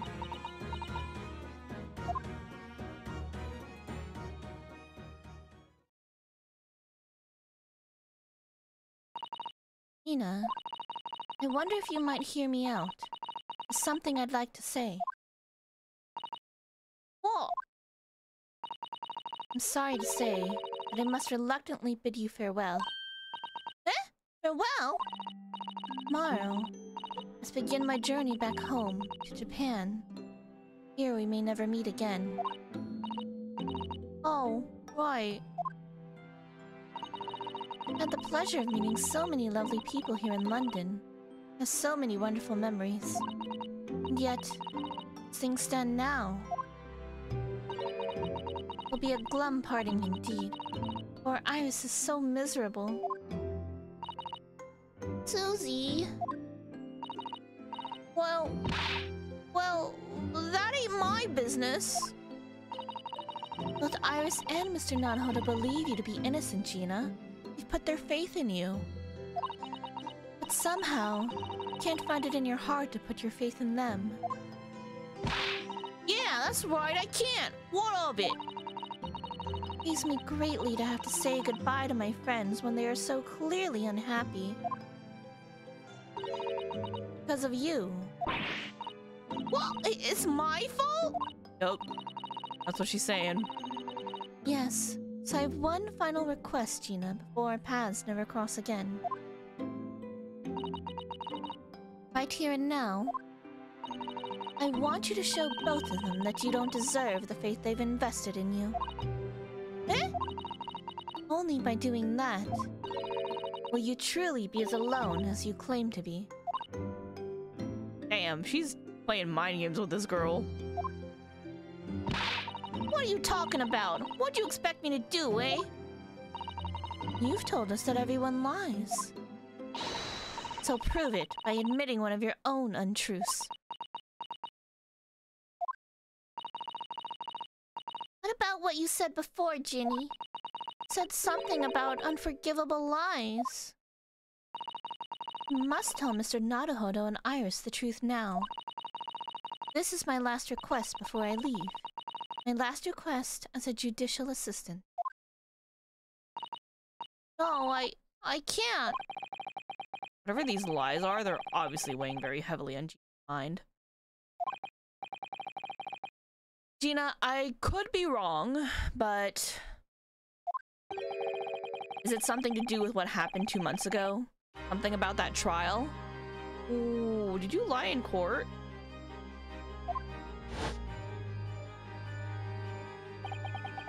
The one in which Magnus McGilded was acquitted? Oh.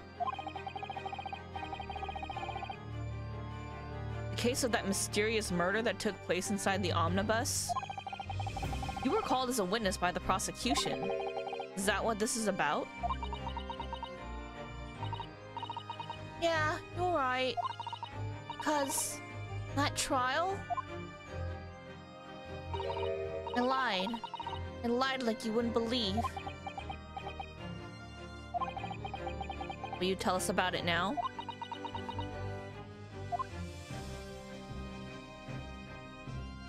Oh, we're about to finally get some info on what happened. Ooh, this is big. Alright, let's talk about it.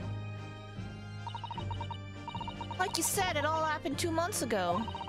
Coppers got hold of me and shoved me in the witness stand. And based on your testimony, Mr. McGilded was declared innocent. Yeah, well, the thing is... lied about a whole bunch of stuff. Knew it. What sort of thing did you lie about? I was hiding under the seat that night. That was the truth. Pitch black in that little cubbyhole. I couldn't see a thing. And then... I heard that loud thud, like someone falling on the floor. That's when Mr. McGilded discovered you? Yeah.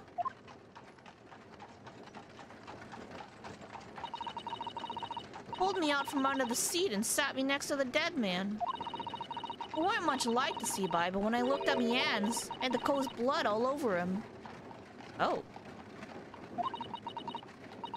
So scared I couldn't even speak. You had his blood on your hands? In other words, is Gina that the witness on the roof deck saw through the skylight?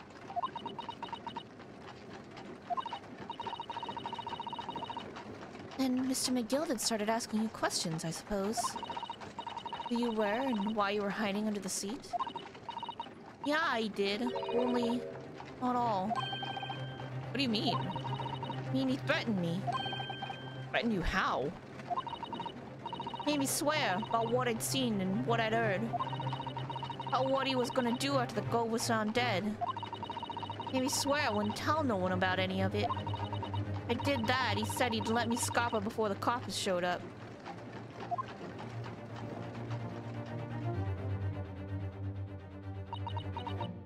Okay, so what did you actually see in here? Ina, you must tell me what he swore you to secrecy about. What you saw, what you heard, everything. Yeah, that's what I said.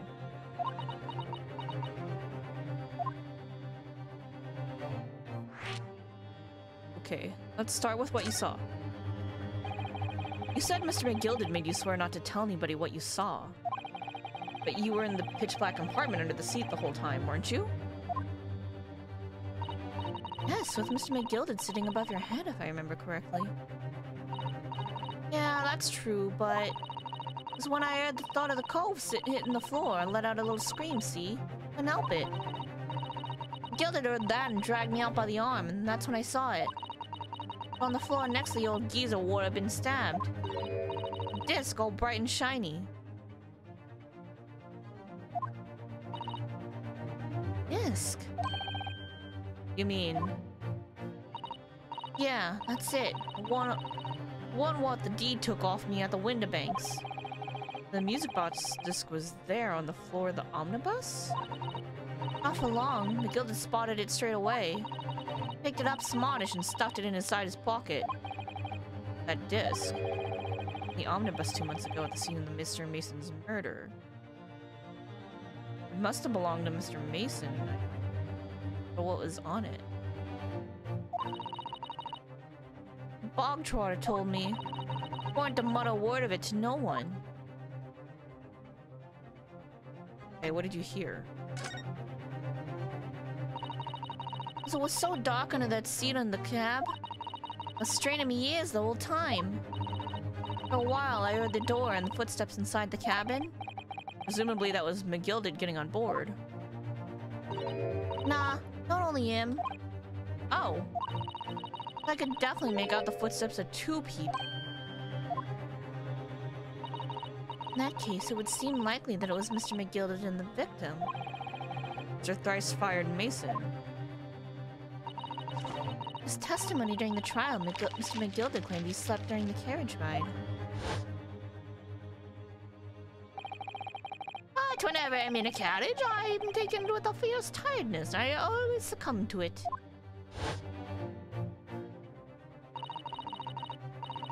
Your own testimony, Gina, supported his. All I could hear was the Irishman snoring.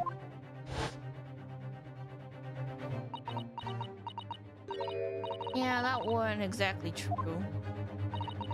Neither of them was asleep. I could hear him talking the whole time in low voices. What?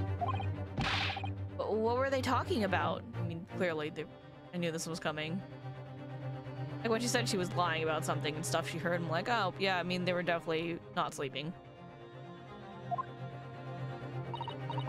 Sorry, I don't know. The sound of the horses and the wheels was too loud. It still tells us something. Mr. McGilded and the victim knew each other. Probably all the money. McGilded was lying, as I suspected.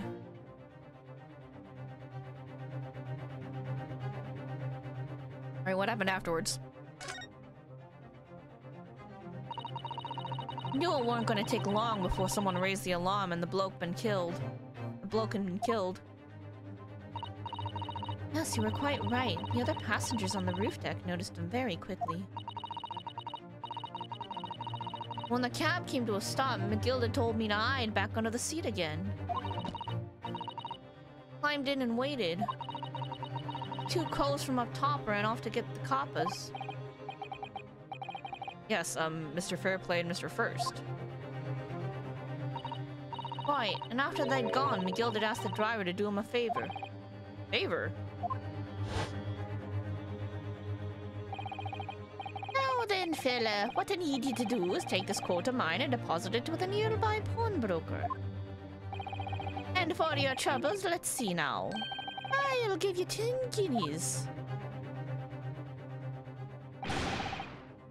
Nearby pawnbroker? You mean on Baker Street? Yep, you got it. It was at Windibanks. Ochi snapped up the money and ran off to pop this coat as fast as he could. Then there was no one left in the carriage. Gilded opened up the box under the seat. Let me get out of there. Not without conditions. See. We're gonna talk about the conditions? Yup. Okay, let's go. Let's do this. What were McGilded's conditions then? Letting you go free, I mean.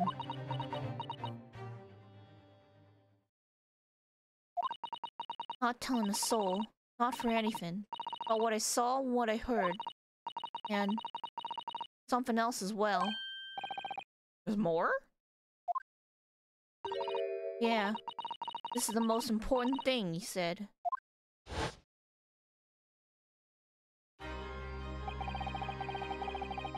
I'm after sending the coachman on a little errand for me with some small change in his hand.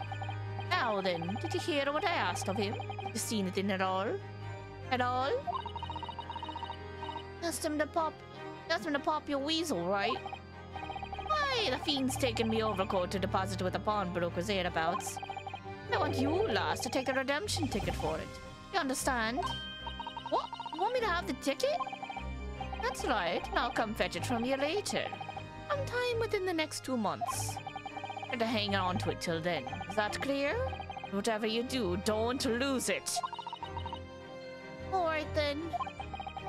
And in case it might happen to be delayed at all, you're to go to the pawn shop, in the bank sorties. You're to extend the loan before the 2 months is up. If you forget, the article will be forfeited and any old fiend could come along and buy it. Hey, oh, I ain't got that kind of brass. Here's £5. That should be enough. We understand each other, lass. Don't try anything funny now. You go against me. Yeah, I get it. Good. And one more thing. In a few days from now, you'll be visited by the police, I've no doubt. Coppers? Aye, they'll come asking you to take the stand in court to testify as a witness. Let's just have a wee chat about that, shall we? What is it you might say, and what is it that you won't?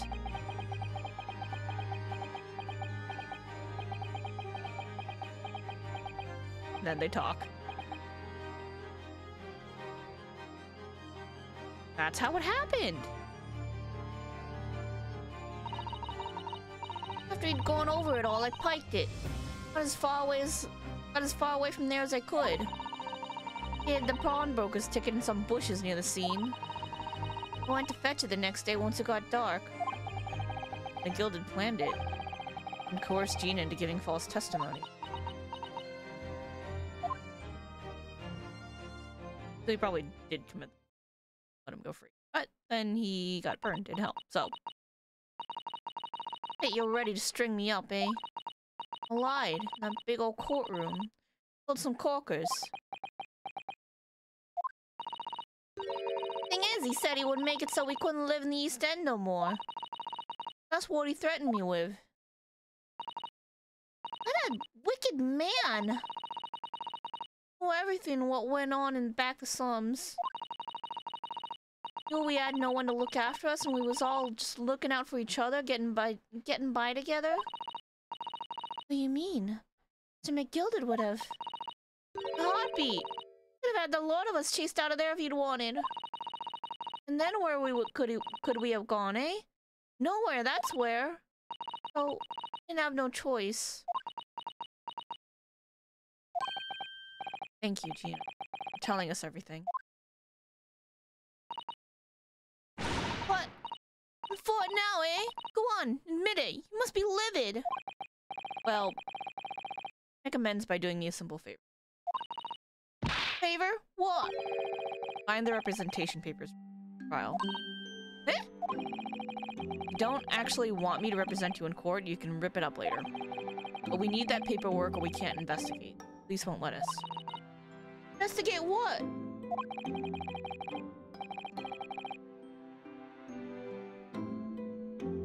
Scene of the incident last night. Mr. Sholmes was shot, you see. You what? Ellie's having a big operation right now, Ginny. Is it bad? Is he gonna be alright? Sholmes is gonna be alright, right?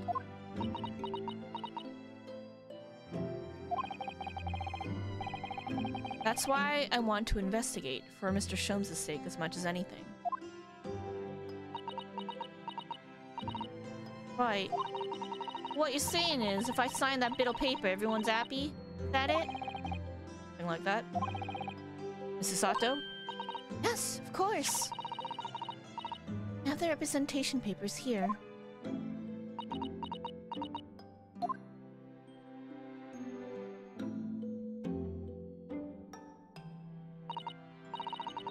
I don't need no one to stick up for me, though. No lawyer or nothing.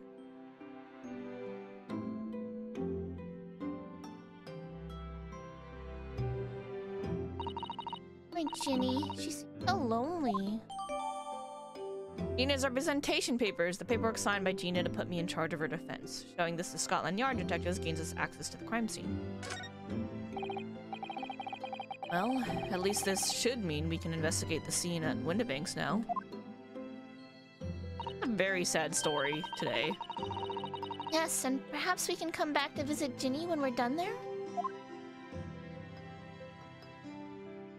I feel like we finally cracked Gina. It's opened up to us at last. Now I have her representation paper. No one else knows just what a responsibility that is. Anyway, for now it means Inspector Gregson can't stop us investigating at Windibanks. Although, something tells me he's not gonna be happy about it. Ooh, a to be continued. There is a lot of investigation going on in this case.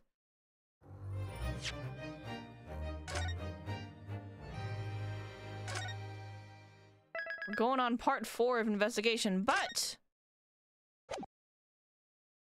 wait for it.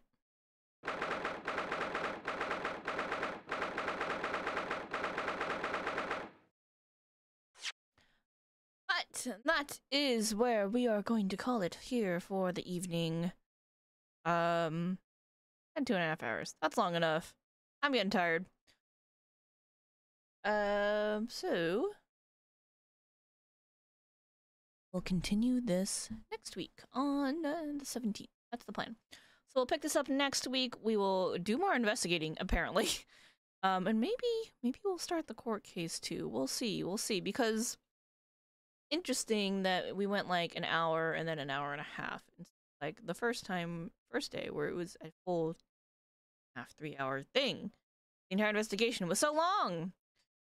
So we'll see how long it is. We can do 1 or 2 parts depending on how long it takes. I think just do that. Tomorrow is not technically scheduled, but we do have a scheduled raid, so assuming everyone is well and able to raid. Last week we didn't raid because I got sick. I'm the one who was sick, which is also why we didn't stream Monday as planned. So, tomorrow we should be doing Final Fantasy XIV raiding, followed by some Kaizo Ironmon on Monday. Iron Monday. That's the plan. And then maybe, depending on how things go, we might do a little something different for Variety Night on Thursday. We shall see. We'll see. Keep an eye on Twitter. But for now, whoop. Hey, thanks everyone for watching. I hope you guys enjoyed the stream. I hope you guys enjoyed Ace Attorney Investigations. I am a big fan of this series and this game. I'm very excited to see where it leads us and where we go next. Yeah. You guys are enjoying the ride. I guess this is really all there is to say. Thanks to all the lurkers, chatters, VoD watchers, everyone who stops by, everyone who, you know, just peeks in and enjoys the stream. I appreciate it. Well, have a wonderful rest of your evening. Have a wonderful rest of your weekend if I don't see you guys tomorrow. And, you know, you guys again all very soon. Alright, thanks everybody, and bye-bye.